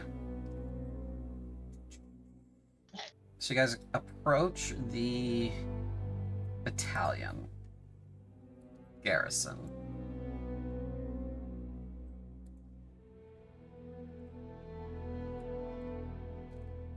Would you guys like to approach it? Yep. Stealthily. Seems so. Alright, if you guys would like to approach it stealthily, please roll a group stealth check. Let's do that. I have a +6. Yes, well, I average the numbers together, so everyone rolls individually, and then I take the numbers and average them. We're so back, baby. Ah, nice, Theophania. Sub 10 roll.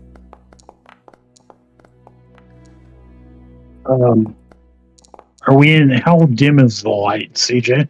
Well, it is. Oh my god. 9 in the morning, so it is very bright out now.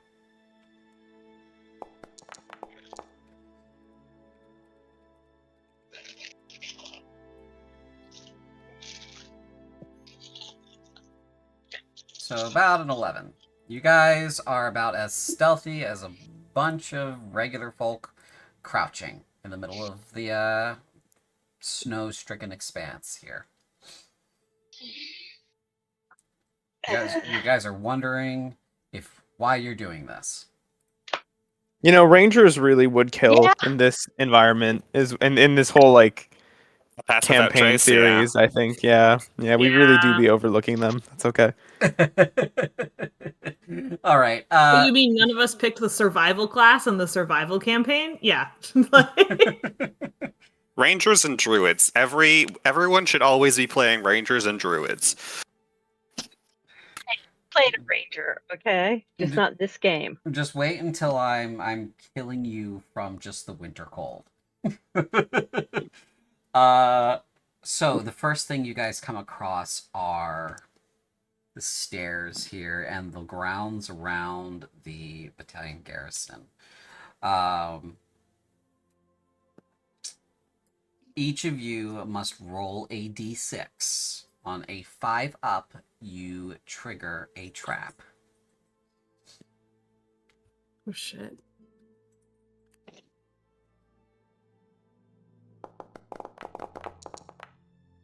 I am God's favorite shrapnel magnet. Certainly You are. rolled so high. You never roll high.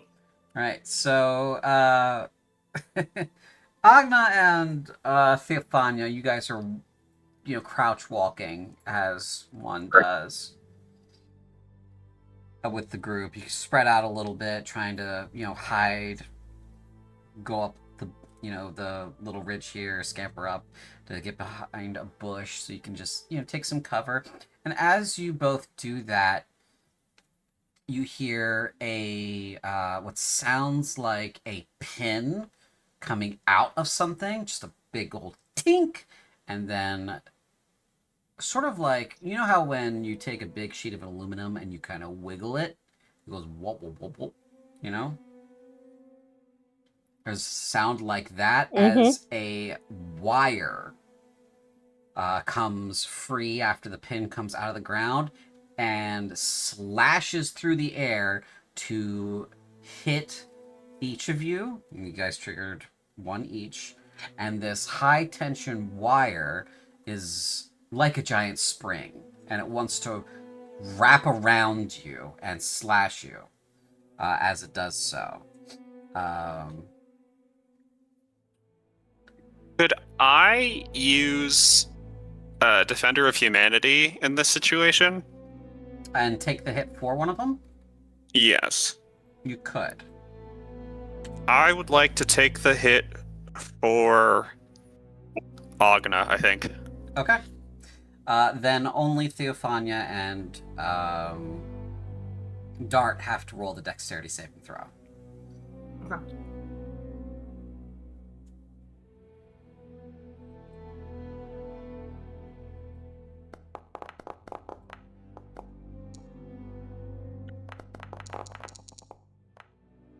Okay. So, Dart. Ow! What was that? Sorry, I Ow. was doing. Sorry about that. That was a little louder than I intended. I wanted to do the opening, like the little stereotypical casino music, because that's a nat one. Yeah.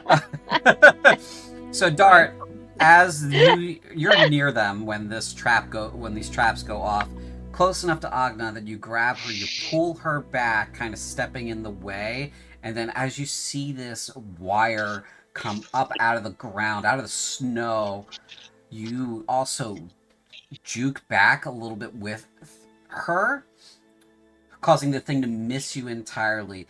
It hits the ground, kind of like it does, like sort of like a windshield wiper motion to like hit whoever tripped it, and then it begins to rapidly spin up into a very tight spring. Unfortunately, Theophania is trapped inside of its twin. She takes this much slashing damage and is restrained. Theophania, you take 18 slashing damage. Holy shit! Ow.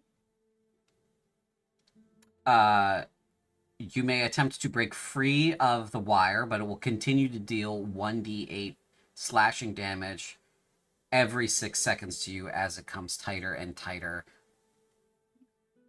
I think it's time to do something, which is Dart is going to produce the Seam Ripper and hack slightly at his own shadow to slightly loosen the grip and use Arms of the Astral Self.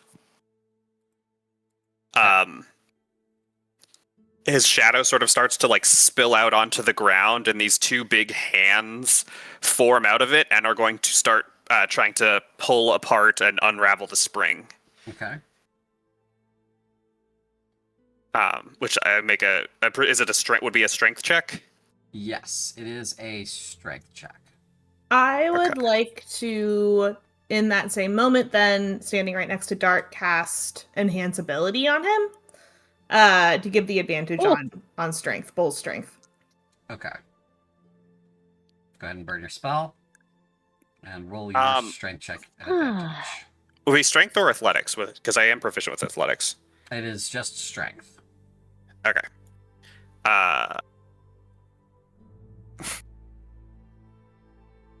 Do you know what? This is going to be a waste. I'm sorry. Technically, I'm making a wisdom check because I'm using the arms. But you did. I don't know. You wouldn't know that.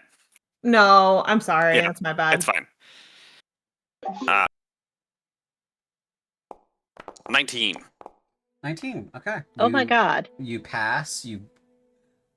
The shadow arms unwind some of the wire from around Theophania, and Theophania, you're able to crawl out before it gets tighter again, cutting you more. This wire is thin. It's like a piano wire. Yeah, Theophania is choking and having a bad time. So you're able to crawl out from the trap, and there were dozens of these around, but you managed to more or less, for the most part, party lucked your way with those rolls earlier from stepping on any of these, except for Theophania and Agna. I'm going to cast Cure Wounds on Theophania. That's a pretty big hit at 18.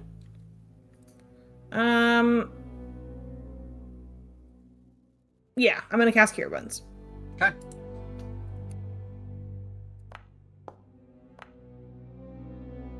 And then I'm also going to hand her my last potion of healing. Okay. So Multiple. I'll hand her. I'll give her one instead. Okay. Okay. Yeah. All right. So Theophania, you heal for 7 from that cure wounds. Thank you. Plus, if you want to use the potion, 2d4 plus 2. I'll use the potion. Why not? Okay. Party, would you like to continue closer to the garrison? Now that I've got them out, Why not? let's do the old 10-foot pole trick. But the hands don't have HP and are immaterial, and they reach out 10 feet. So Dart is going to sort of like run them across the ground, looking for more traps. Yeah, you set off a bunch of these things. They make a lot of noise when they go off. Just the loud ping as the binding nail comes shooting out as the tripwires engage, and then the big cutting wire goes whoosh and slams into the ground and rolls up into a spring. Corinthian ingenuity. Honestly, Super stealthy. well, we weren't really being stealthy in the first place. Let's take some of these. Is it good metal? It's good metal. That's good metal. Yeah, it's good steel. Oh yeah, I'll grab some. That sounds reasonable. They're Okay. not that heavy either, so I will be taking one. okay. That's blood price. Mm-hmm. Yeah. So you can put down large spring.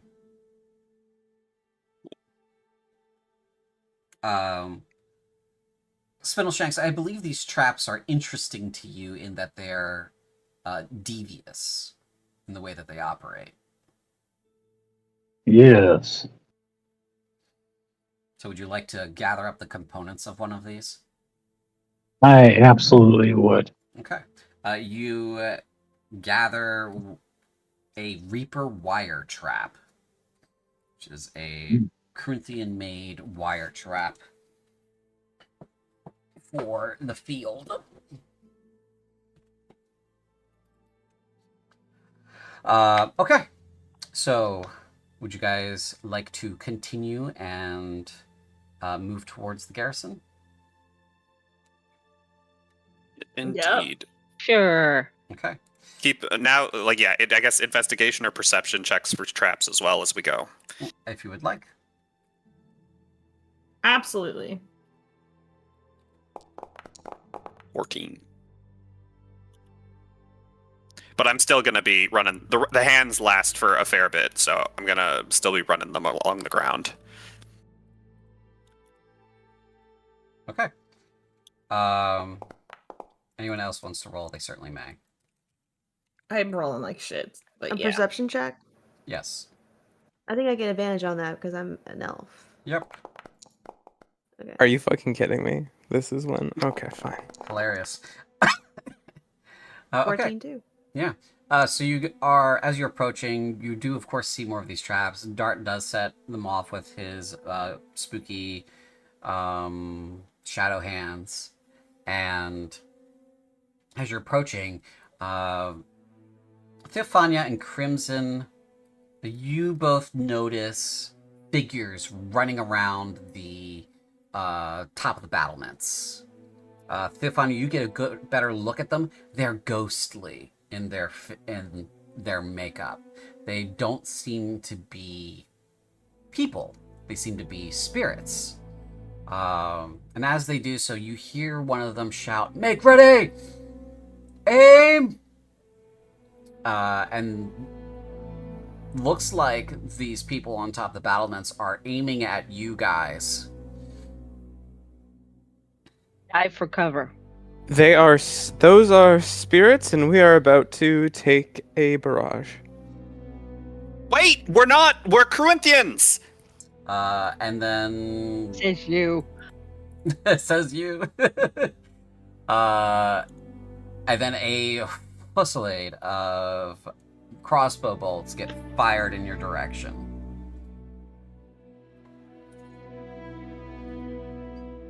Okay. And this is how many shots you guys have to deal with. 10. Ow. Okay.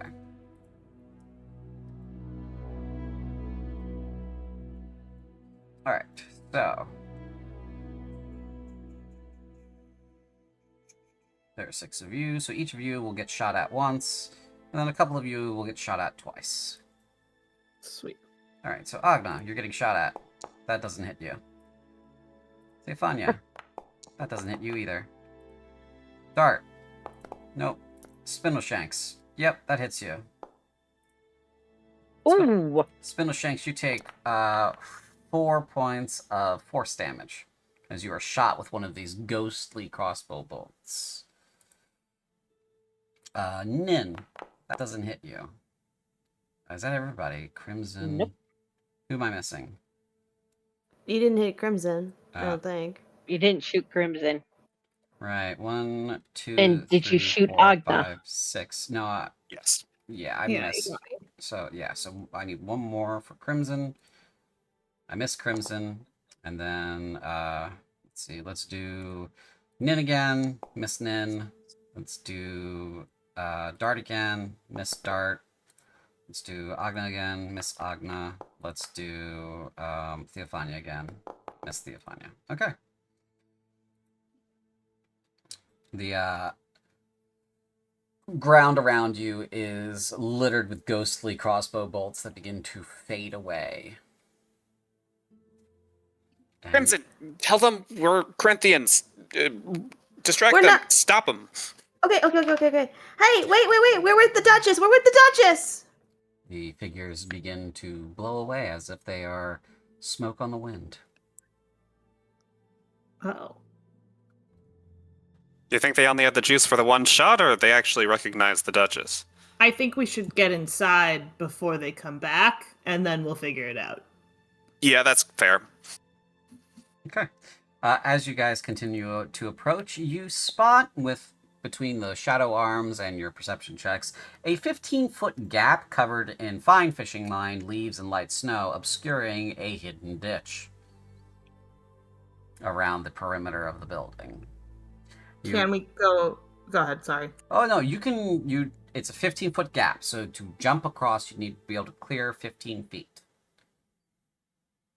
Is it like a moat style? Like, is it all Yep. the way around? All the way around. Ooh. Looks like Okay. what they did, whoever was left here, put the Reaper traps down first, then dug this ditch, and then turtled up inside. I have. All right, who wants to eat some shrooms? We're doing shrooms? What? Would that be athletics or acrobatics, CJ? Your jump distance is... It's based off your strength. Yeah, it's based off your strength score.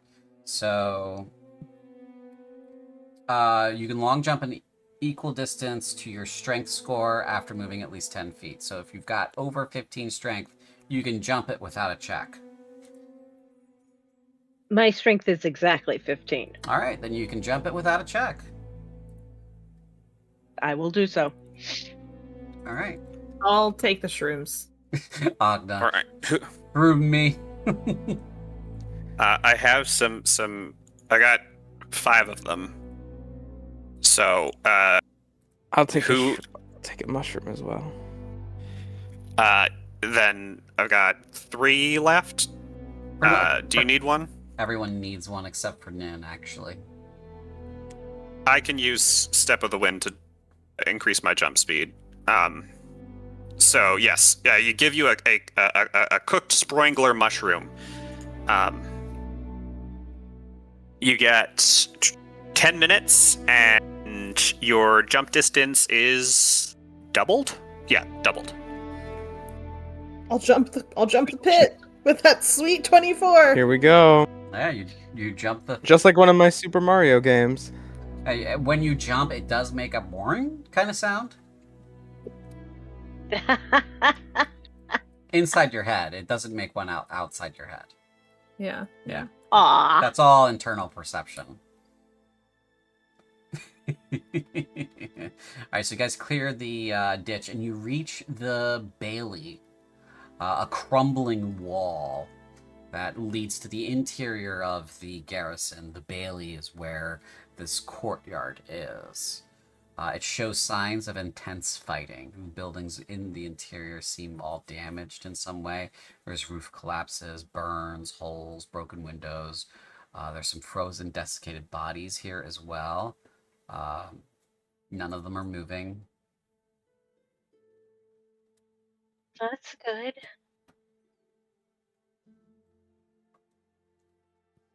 Can we tell how recently the dead bodies aren't moving? Like, is it like these have been here a long, long time and they are covered in snow? Does it seem fresher than that? On first pass, they've certainly been here a long time and have been covered in snow and are frozen. But they are desiccated. So they're skeletons. Yeah. Because they've been here for a long time. You'd need a medicine check to determine how long they've been dead. But it's been a while. Yeah, I don't need to spend time figuring out dead skeletons are old. That tracks. But they are frozen in place. Do we see what are the kind of the doors or the options off of this room, I guess, CJ? There is the hall, the armory, the offices, and that's it. Do we Should think? Go ahead, should we- Crimson. Should we call out for them and make sure they know we're cool? I don't think it's going to make a real difference. Well, they let us in.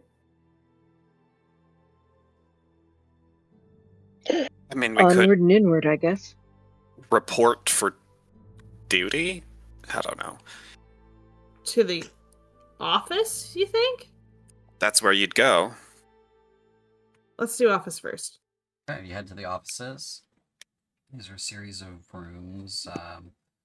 Small, mostly. Looks like they've got, each one has a desk, chair, those sorts of things. Also, beds, well pointed in comparison to what you would expect for soldiers.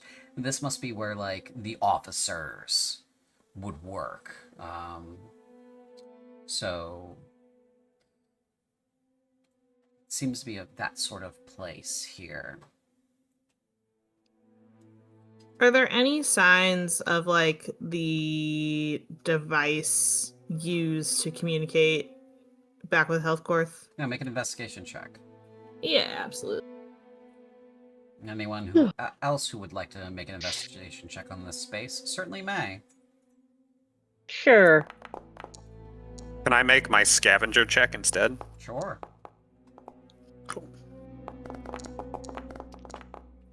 Ooh. Bless you. Bleh.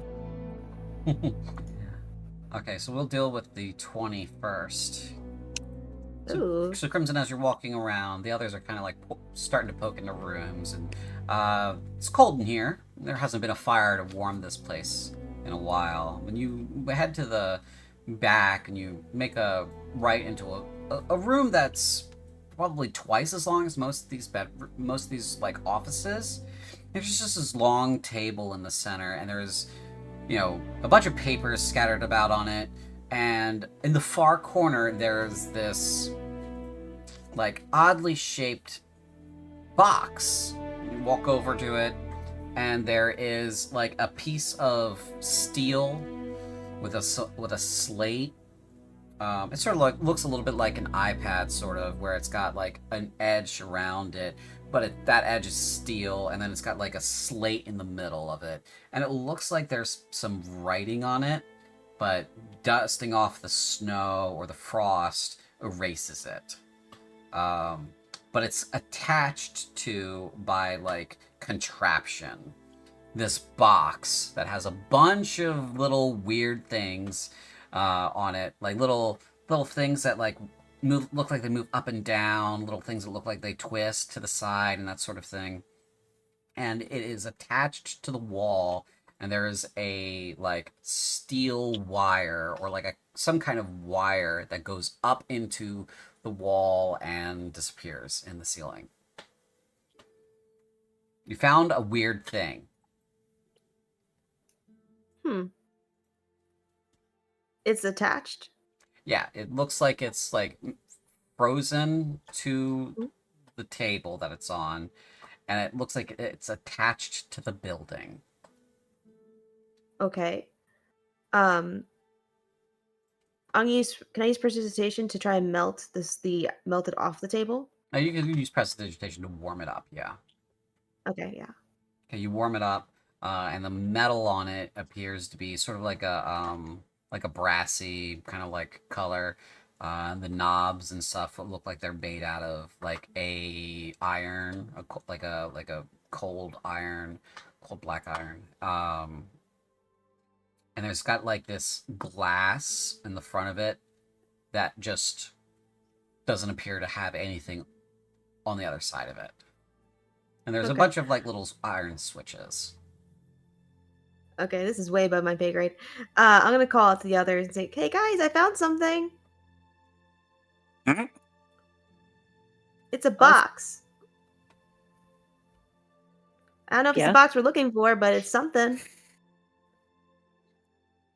You had to give up all your profane academic knowledge right now, didn't you, Agna?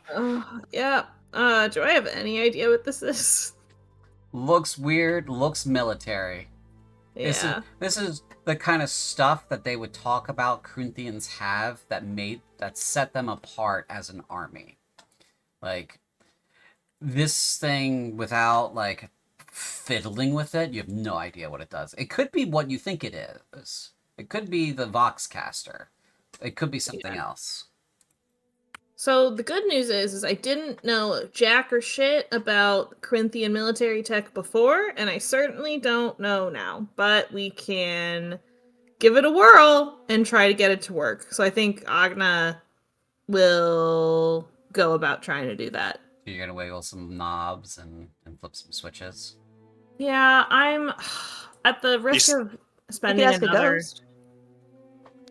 We could ask a ghost. At the risk of spending another second level spell, I think I am going to roll enhance. I'm assuming this would be an intelligence check, CJ. Yeah. So I would roll that on myself for intelligence and then see if I can figure it out. Yeah, nobody has Speak with Dead. That's a third level spell. We're No, fourth level. Yeah.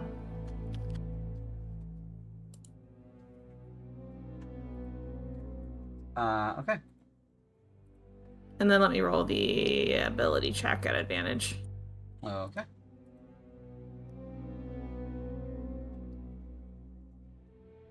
It's intelligence, not a skill. Jesus Christ. Mhm. Would it be Arcana in this situation, or just straight? This is just a. She has no idea what this thing is, and so, it's just kind of what does this thing do? More of an intelligence thing than more of a problem-solving thing than a how does this magic work thing. Oh my god. Oh, there you go.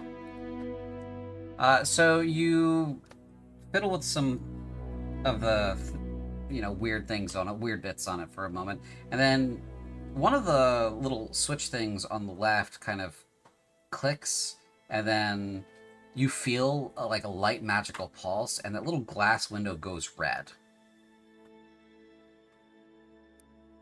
And, Hello? and on the slate, your words that you just said write themselves out on the little slate pad thing.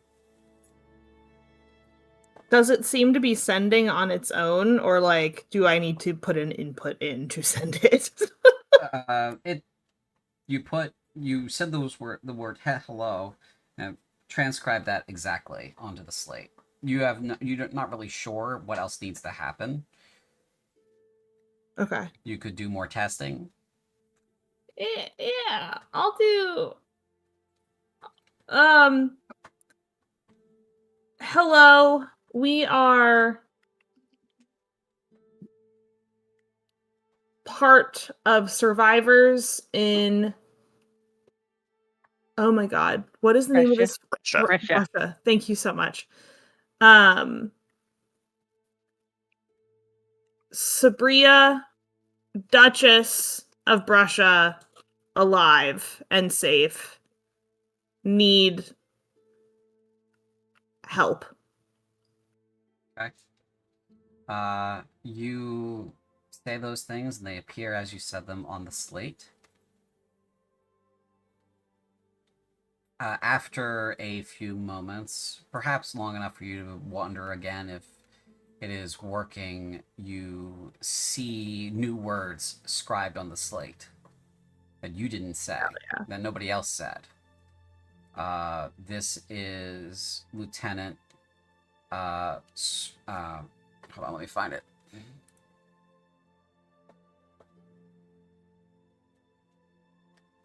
Where the fuck are you? Where the fuck are you?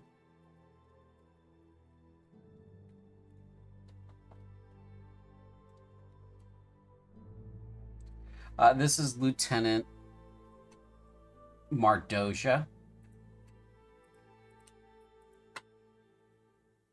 Where are you? Who are you? Where is your commander? Agna will say back, we're civilians.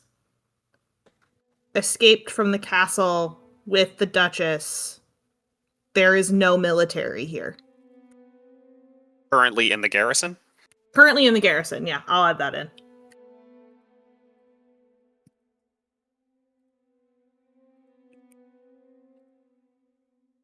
Okay, it then writes, stand by. Great. Should we let them know that Samhai killed a Roganoi? And that could be valuable information. Do you want to send one, Dart? No. They said stand by. You think they'll teleport right now? God, can you imagine? Is teleportation even a thing? Nina looks very impressed. That's what they say, that high-ranking Corinthian military strike forces can just appear somewhere.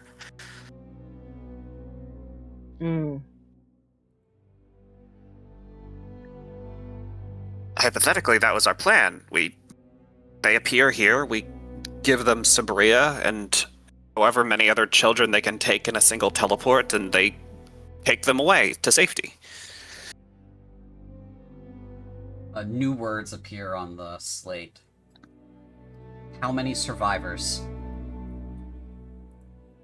How many do we have at the end right now? Like, how many were there the night of the meeting?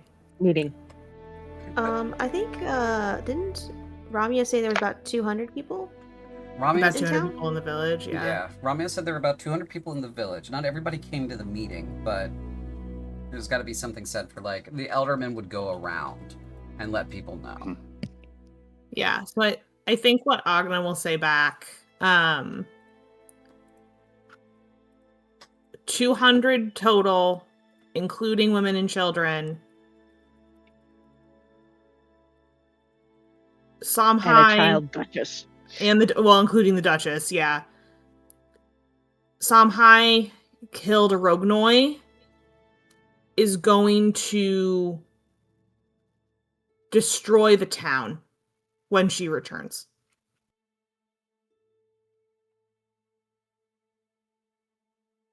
You see standby again. Great. It's definitely some poor Voxcaster technician being like, oh, this is so above my fucking pay grade. Yeah, there's like this whole scene. If this were a movie, there's this whole scene in like, a radio room somewhere. And this poor guy's going, "Hey, boss, take a look at this fucking shit." Like, well, that seems weird. Draft it before you send the email. Yeah. That seems weird. Let me ask somebody about this. Oh, fuck, we gotta do something about this. Oh, shit. Oh, damn. What do you guys do while you're waiting around for a response? I think Search the room. Yeah. Okay. There's some documents in all of these offices. You guys did do some good survival checks and some intelligence checks for investigation.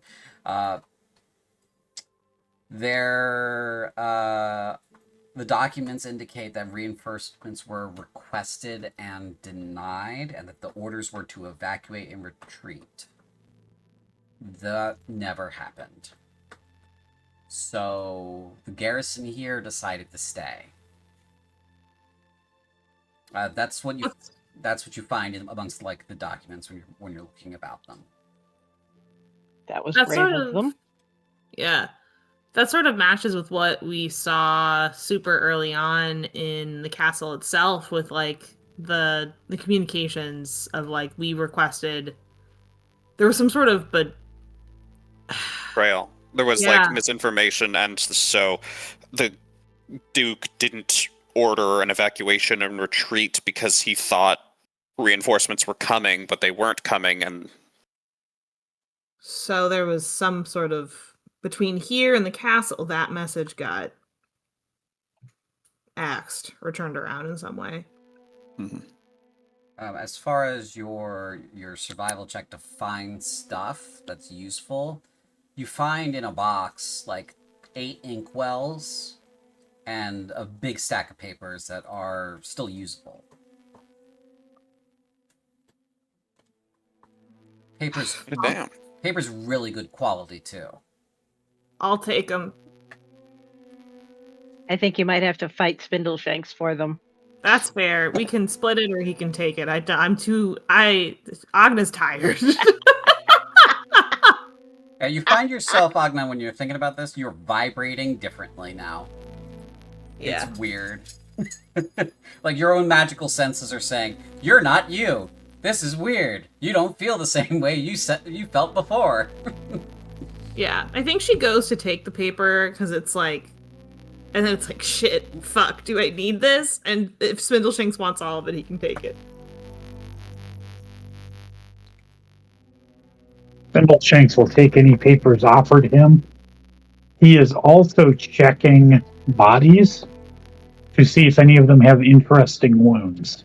There are no bodies in here, but in the Bailey, there are a lot of guys out there who had like spikes in their like heads or in their necks from like obviously from Scrumgore or something like that, some other kind of creature like that.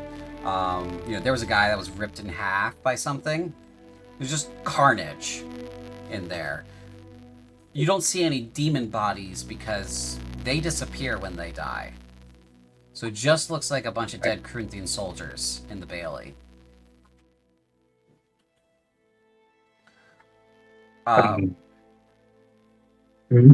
But there's nothing really like...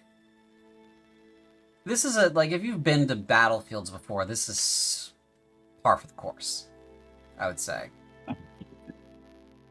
So nothing unusual. Nothing unusual for what you consider happened here, which is probably a good thing.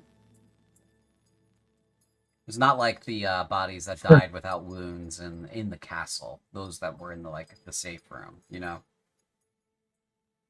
All right, then he'll take the papers and sit down and start looking them over. Sure, yeah. Clean, good quality paper. Definitely good for like making scrolls or good for like making detailed diagrams of things. Excellent. Nin is going to look around and see if she can find more arrows for her new toy. Doesn't appear to be any in here. But this is a garrison. There's bound to be ammo somewhere. Hey, Crimson, you want to go exploring? Sure. All right. We're going to go look for more weapons. Okay. Maybe some armor for you. All right. So you two depart the offices. Another message comes up on the slate after they depart. Who's standing around for that? Agna. Dart. Theophania. Okay. So the three of you standing around for that. The message says, cannot evacuate too many people. Will send Strike Force Hydra. Be ready to receive. What a great and positive name that is. And how lovely. And when and where are they showing up? Yeah, I think that is Agna's question, is when and where should we meet them? The answer to the where is general area. Long distance teleportation is accurate only to a certain distance. Cool. And then Great. the when,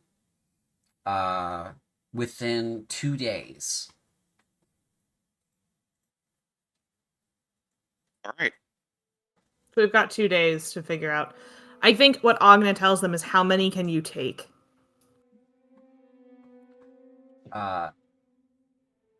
The reply back is misunderstanding. Cannot teleport back from Brescia. No means. They're an escort force. Okay. Understood. Should we have the town ready to leave or fight?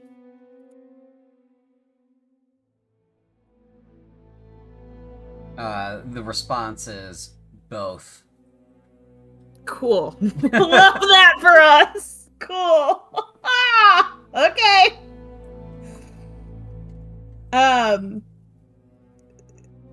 Can't easily come back here. Is there anything else we should know? Salvage what you can from the armory and supply rooms, and return to a safe location in town. It continues. The administration building is a hard point if the castle is ruins. If the castle is not in ruins, it is a hard point. Both would be safer than other buildings. With the administration building being the one closer to the castle. The administration building is the one in the center of the town. Okay. And the castle itself is the castle. Castle not an option. Remaining demon forces. Remaining demon forces concentrated there. We'll head for the administration building. Acknowledged. Good luck. Well, that's something, at least. Let's get to looting. Let's go loot some bodies. Let's go do that. All right, so while you guys are having your conversation, Nin and Crimson are exploring, and Spindleshanks is busy checking bodies. Spindleshanks, when you're checking these bodies, most of them are armed when you do this. However, they've been exposed and frozen and thawed and frozen. Their weapons, those bodies that are in the bailey, for example, useless. As soon as you go to pick one up, they break immediately from being frozen and thawed and frozen again. And can I find any weapons inside that are better than the rusty shit I've got? Yeah, there probably is. You just have to go to the armory with the rest of with Nin and Crimson. The three of you enter the armory, I assume. Yeah. Crimson and Nin. Yeah. I guess. Yep, we were going looking for the armory because big stuff here needs armor. Yeah. Okay, so you guys you entered this building, mostly picked over. There are a bunch of racks here that don't have anything in them. Looks like there was enough weaponry here to, arm and armor like 1,000 people, right? Not that much stuff here anymore. But there's plenty of stuff still left over. If you would like to search the room, please go ahead and roll investigation checks.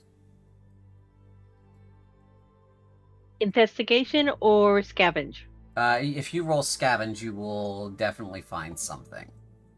But if you don't have that, you can roll investigation instead. I do have scavenge. Or I have scavenger. I just don't know how to roll it. For scavenger, it's just a survival check at advantage. Oh, okay. And Spindleshanks, if you would also like to roll, you may. Investigation That check. sucks ass. I'm sorry. 14. Yeah, I'm rolling which skill? Survival? You're rolling investigation for looting purposes. Let's see here. Very nice. With that natural 20. You guys find everything worth finding in here. There is all the basic weapons you would want, right? If you're looking for a short sword instead, if you're looking to hawk your rusty piece of shit hand axe or whatever, certainly can. You can exchange it for whatever weapon you want here.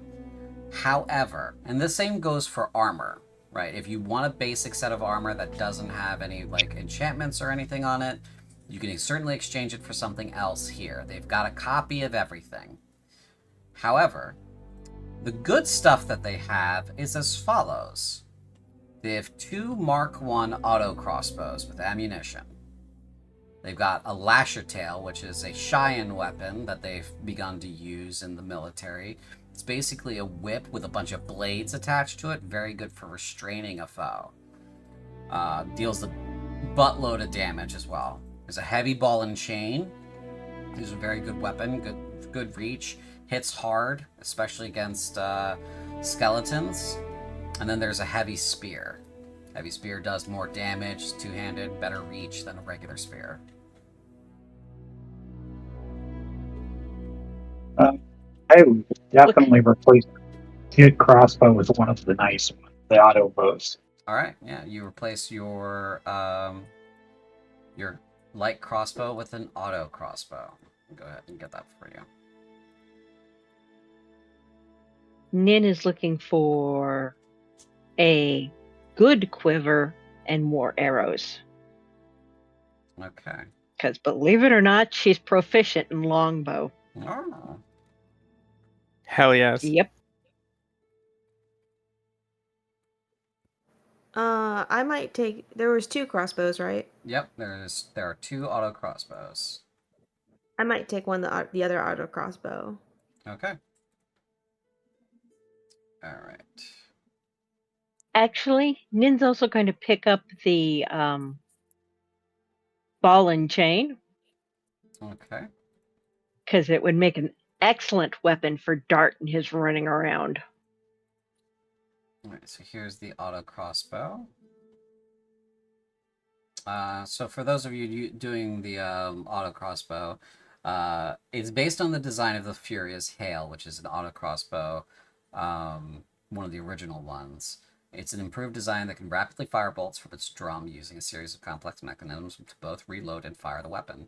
The Mark I auto crossbow, designed by Caster and Crane Forge Works at the end of 1049 AJ, is the current pinnacle of short-range weapons technology, being cheaper to make and mass-produced than a fletchet thrower, and easier to train soldiers on.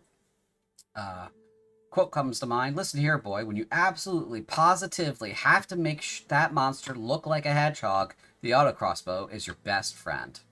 This weapon has 2 firing modes, one long-range single-shot mode and one short-range line attack that must recharge. The long-range shot is a normal crossbow attack. The short-range burst is a 15-foot line, demanding a dexterity saving throw. The DC is based on the dexterity of the wielder. Upon a successful save, the damage is reduced by half. Dick. So, this thing's too heavy for Crimson. Yeah, you can just... Oh, shit, yeah, it's 16... It's way too heavy. It's 16 pounds. It's 16 pounds. Yeah, this thing's way too heavy. How heavy is... Can I compare it to the crossbow that Spindleshanks just dropped? Yeah. So a light... How heavy is it compared to that? So a light crossbow is 5 pounds. Can I exchange it for that and see if that fixes my encumbrance? Because I'm over encumbered now. Yep. Oh, that fixed it, yeah. Yep. Oh my gosh. Yep. You Well, I'm not allowed... still need ammo, though. So a quiver... Or rather, How much is a case for crossbow bolts. Oh god, how much does the quiver weigh? Your case weighs enough to... It's a pound, so it Put me over. takes you over. Yep. No! No! And I guess with the quivers... not the quivers, the bolts weigh something too? They would, but they would go in the case, which would cause them to weigh nothing. Okay. Well, I guess I'm dropping something else. I mean, there's nothing else for you to really drop. That's the thing. Right? I could get rid of... Because your armor is 13 pounds, your cloak of protection is 3 pounds, so that's 16. You need your water skin, or you're gonna be too thirsty. You need your backpack because it's your storage. cold weather clothing is necessary because it's fucking freezing out. And your long sword's your only melee weapon. Can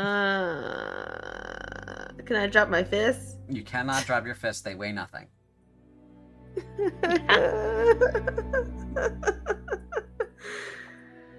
Din is going Okay. to turn toward Crimson. What's the problem?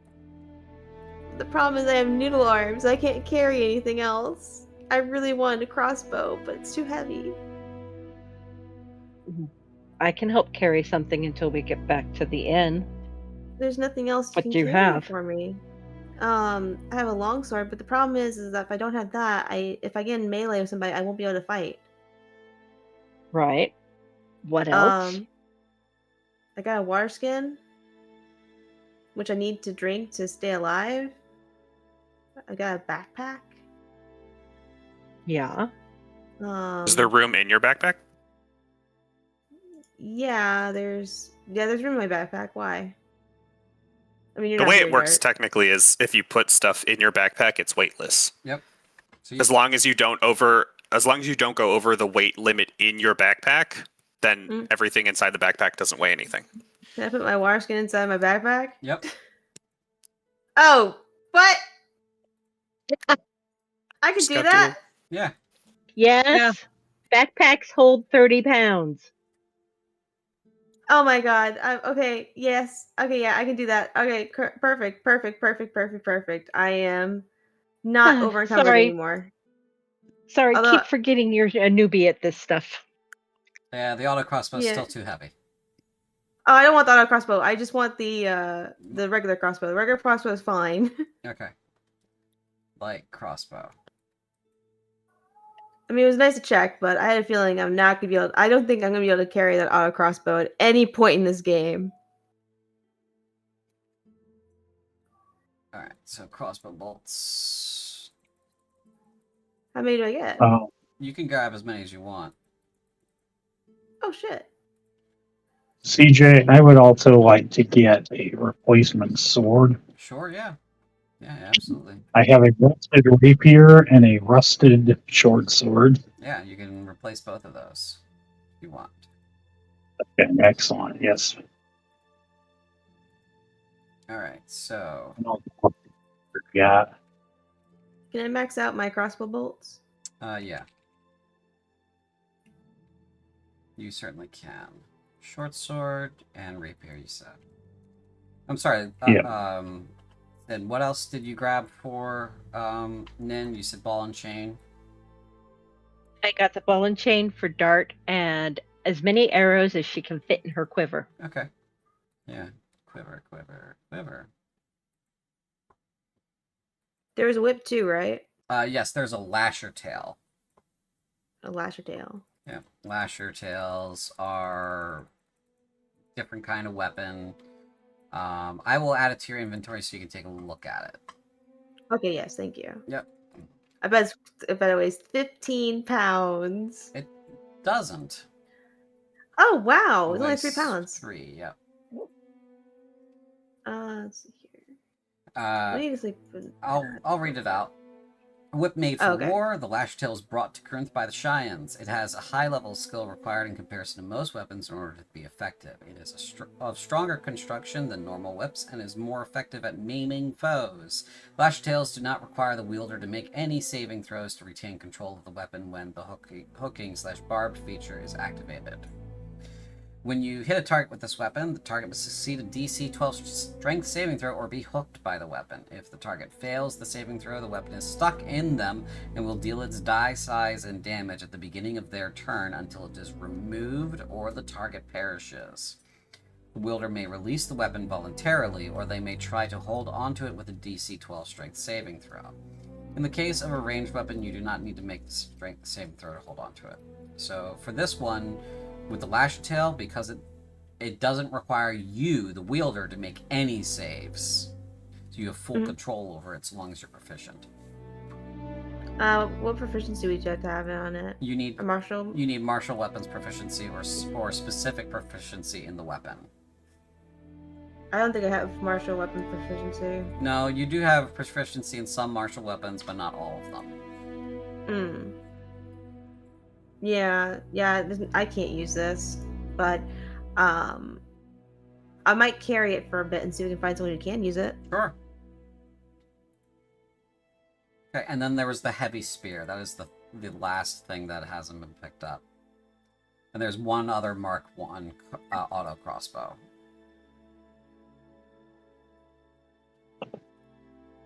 Can the rest of us sort of join in to... Yeah. Sweet. And you guys find them in the middle of the looting.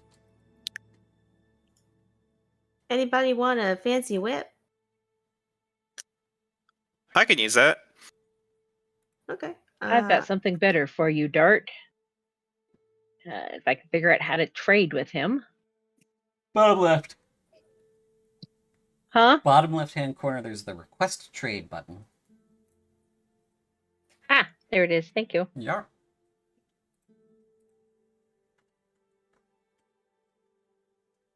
Doot. Doot.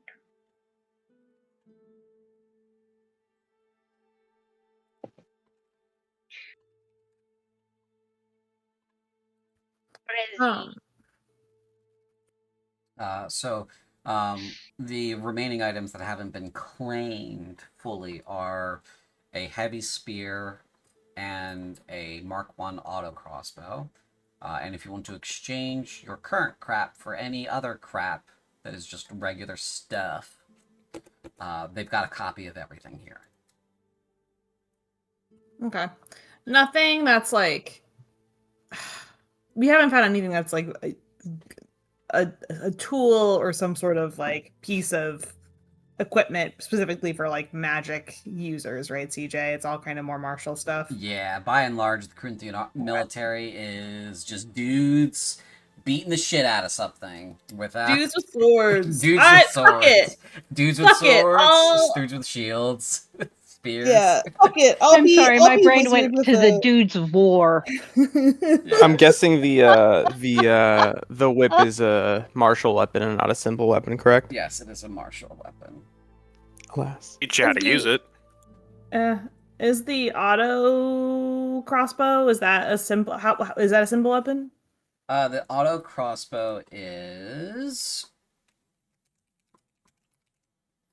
fucking not that. There we go. Yeah, that's what I thought. Hold on. No, I didn't say that. I didn't mean to put it that way. It is a martial weapon. However, it is known to be easy to train someone with.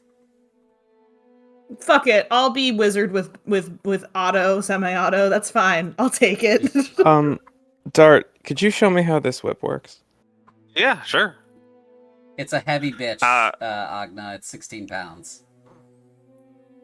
Can I move some things around? Sure. You can remove the lasher tail from my inventory if Diafane is taking it. Okie dokie.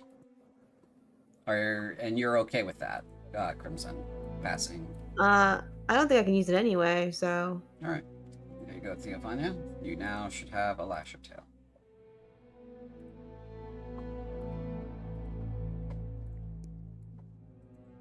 All right.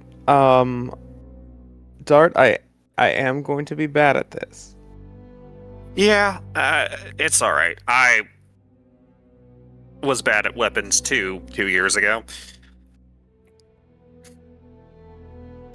There was one thing Dart wanted to look for specifically, since the last time we were in sort of like an armory / military fort, we found a bunch of really cool fucking books. Dart wants to look for any books about hand-to-hand combat.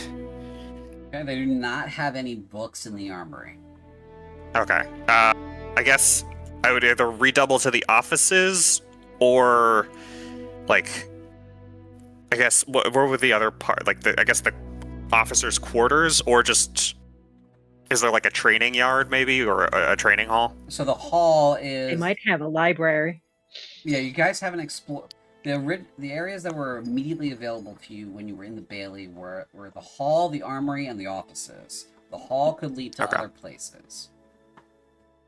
Yeah, I'm gonna go look for in the hall for a library. If we're done here, do we all want to go? Like, is there anything else in the armory worth looking at? Yeah, not unless you want to exchange something normal for something normal. So. No, All good. I'm good. Okay. Good. So you guys go to the hall. It seems to have been in a clean state. There's no bodies or anything in here. It's just frost covered. Looks like there's a room off to the side that's clearly the kitchens. Looks like there's a supply room, and it looks like there's the barracks, which is just generally where the soldiers ate and spent their time. So you can check any of those rooms as well. Oh, searching and searching. Okay, which ones would you like to do first? Barracks? Okay. Yeah. Yeah. Barracks are fairly empty, but they show signs of rushed movement. While the beds and such are all made, the doors have been left open, and pieces of armor have been left behind, all of which are frozen and brittle now. The hearths are full of cold ashes, partially mixed with snow. The beds are cold as well. As far as stuff is concerned, you might be able to find some, basic supplies. So, if you'd like to search, you may do scavenges or investigations. I Do a will quick scavenge. scavenge. Yeah, screw it. Okay. Would that That be an sucks. investigation check for me? Yes, if you'd like. Yeah.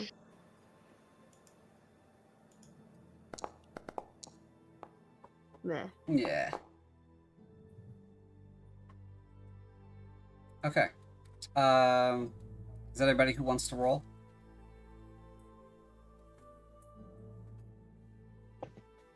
Not yet. That's investigation. There we go. Okay. I'll take it. All right. Does Spindleshanks want to look in the barracks, or is this uninteresting to him? Yeah, he doesn't really, unless there's corpses in there or something interesting. Nah, he doesn't care. Okay. I'm sure there's an infirmary in there somewhere. Doesn't appear to be an infirmary anywhere. So, Dart and Nin, you guys find this many rations. 11 rations that have survived the years, and 3 casks of water. They're frozen. Like, the water's frozen inside the cask. But it looks like it's a full cask. It's very heavy. But it's 210 total gallons of water. Take the food, leave the casks. Okay. We don't seem to be hurting for water. Yeah. As for the others, what is Theophania hoping to find in this barracks?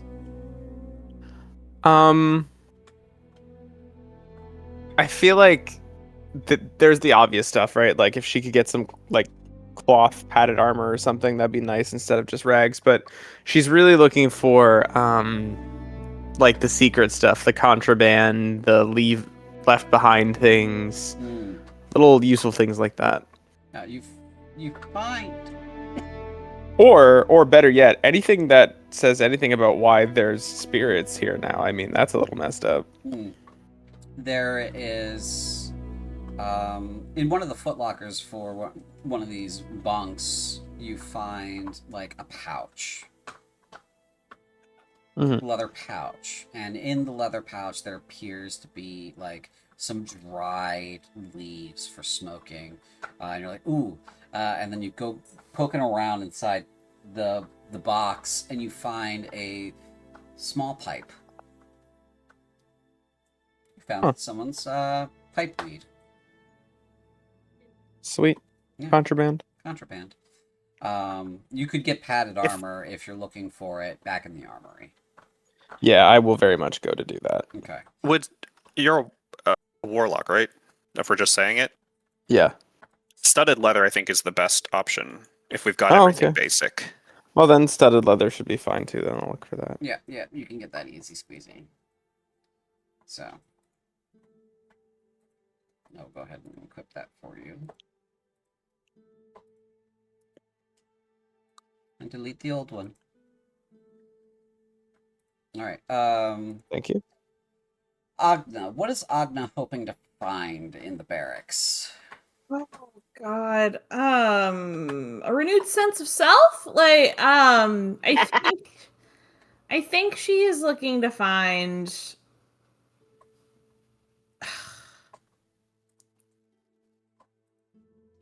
I think probably similar to Theophania in that trying to find any sense of what happened here. Journals, books, like that is Agna's default setting is what happened here. What can I dig out of this place? Like I think that is pretty ingrained in her. Yeah, that curiosity hasn't been removed from you. In fact, your No. personality and all that stuff seems to be unchanged. What has changed is something else. But when you're looking through here, you find a soldier's letters to and from home. And the story that is told through those letters is largely one of excitement to pride, to dealing with loss, loss of his friends, loss of his comrades, to a resignation. We're going to do our best, but we're going to die, and this is my last letter, and I know it's not going to go anywhere, but I'm writing it anyway. Yeah. So she finds that, and how she handles that is up to her.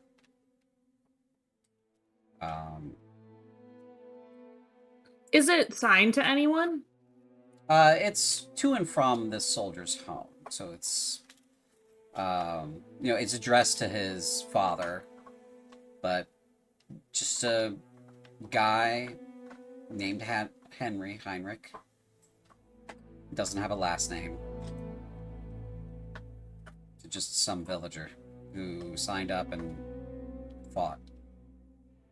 I think in a fit of sentimentality, she takes it with her. Okay. You can add Heinrich's letters to your inventory. Cool. They give you 10 sentimentality points. Oh, that's a new feature. No. New mechanic. Nope. Okay, and then what is Crimson hoping to find? Ooh, what is Crimson hoping to find? Well, with a 10, what would she be wanting to find? Probably just, maybe like someone's song lyrics or something like that, or, something she can use for inspiration for future music, since she just lost a song. As she's going through their stuff with the others, looking primarily for things of use, but also for inspiration, she finds perhaps the only other literate member of this barracks, of this group of enlisted that were here, it's a very large barracks. There's a lot of people were expected to sleep here.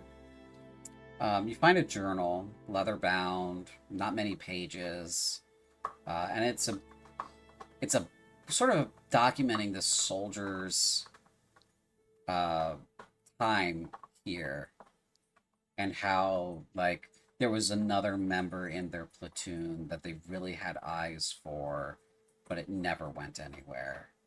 And then it just stopped. The journal just stopped eventually, and that was it. You assume whatever happened here happened, and that's why they stopped. That's very sweet. Crimson's going to keep it. Okay. You can add a unfinished journal to your inventory. How do I do that? When you're in your character sheet, you can click on the edit button if you have it in the top left corner, and then add an item in your inventory. Okay, I'll try and figure it out. Okay. If you can't, let me know, and I will add it too. Okay. All right. That's everybody, I think. And that's the barracks. What were the other options? The kitchens and the supply rooms. I suppose. I mean, yeah, Dart's gonna just keep moving until, like, if there's any source of books. If there's nothing in the supply room, we might go back to the offices and toss it again. Okay. There isn't anything in the kitchens or the supply room as far as books go. Okay. I guess I made a survival check the first time. Should I make the investigation check in the offices to try and find Yes. the books I'm looking for? Word.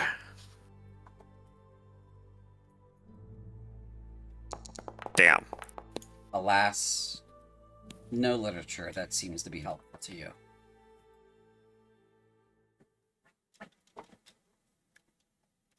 All right. Would anyone like to search the kitchens and or supply rooms? Sure. I'll search the supply Sure. rooms. There you Yeah. Go right ahead. Investigation. Yep. Or scavenge. I will keep going with scavenge and see if I can eventually make it behave.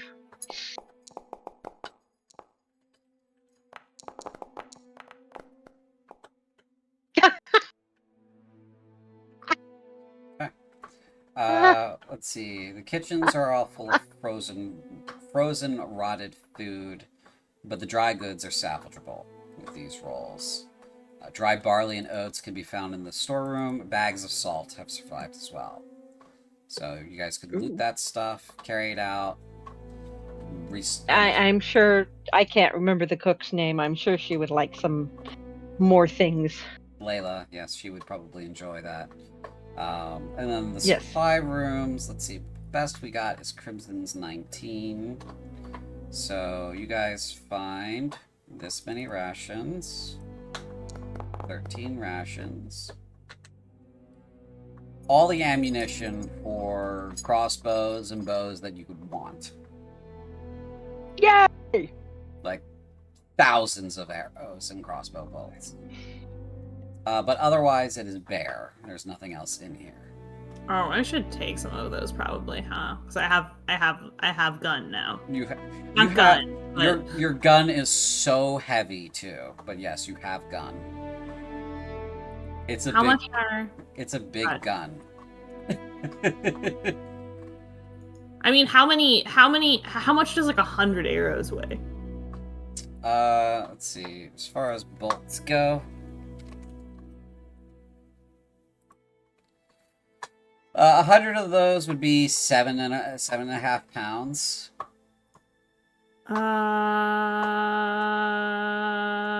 Can I take that? Yeah, I can take that. Why do you still have beets and peanuts and potatoes? I don't. I couldn't figure out how to delete them, so I just reduced them to 0, so it didn't counter my weight. It was so late when we did it last time, CJ. Okay. They're gone now. I'll put bolts in your inventory. Thank you. And I'll give you 100 of them. And they're in your backpack.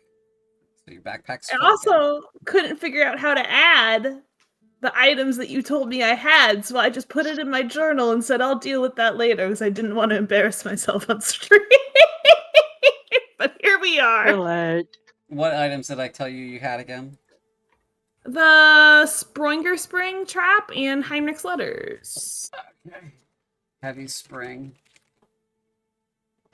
Right. And then Heinrich's Letters.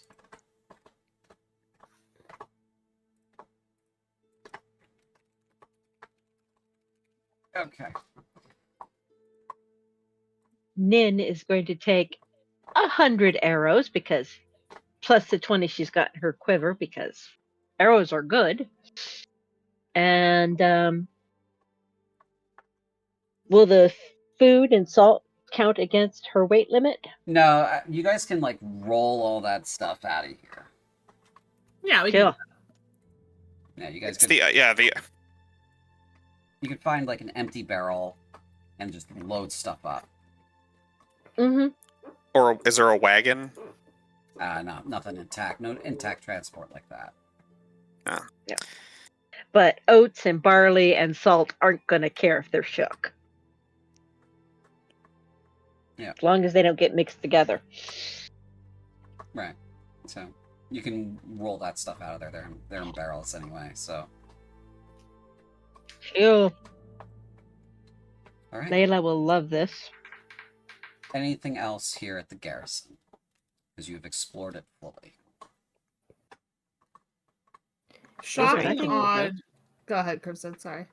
Is there anything we can use to bridge the gap of the moat outside? Because I don't know how we're gonna get townspeople here to arm themselves if there's still a moat outside that we have to jump across. Good call. Like- there are a bunch Like of a door that we can like unhinge. Yeah, there are a bunch of like ladders and doors you can unhinge. You can put the ladders across the gap and then put the doors over top of those to spread the weight, and that'll create a bridge for you. Okay, yeah. I Well think done. Yeah, I think we should probably keep an eye out and gather stuff by the front of the garrison to start doing that. Okay.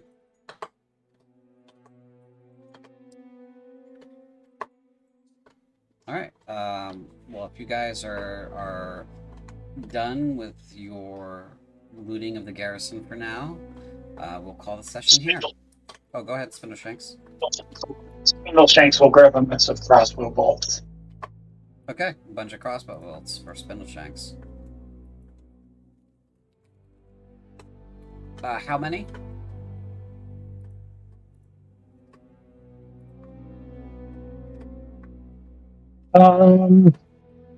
How many does the crossbow hold? So the auto crossbow will use either one or it will use a bunch, depending on like what mode you're using. I would like to get enough to use a bunch 4 or 5 times. Okay. Yeah, it does 6d4 piercing damage when it does the line attack. So I'll just throw like 50 crossbow bolts at you. You've got a bunch of stuff in your inventory. You probably need to put some stuff in. Oh my god, you got a lot of stuff in your inventory. You might want to go through your inventory at some point, bud. But yeah, okay. So with that, I think we're done the session, right? Yeah? We good? Ooh, yeah. Alrighty. Well, thank you everybody for coming out, and I thank everybody for, everybody who came here to play. Hope everyone had a good night and had fun. Yeah. Yeah. Hell yeah. Yeah. Absolutely. Alrighty. Well, we'll see you later, and have a good evening. Bye-bye. Bye bye. Good Good night.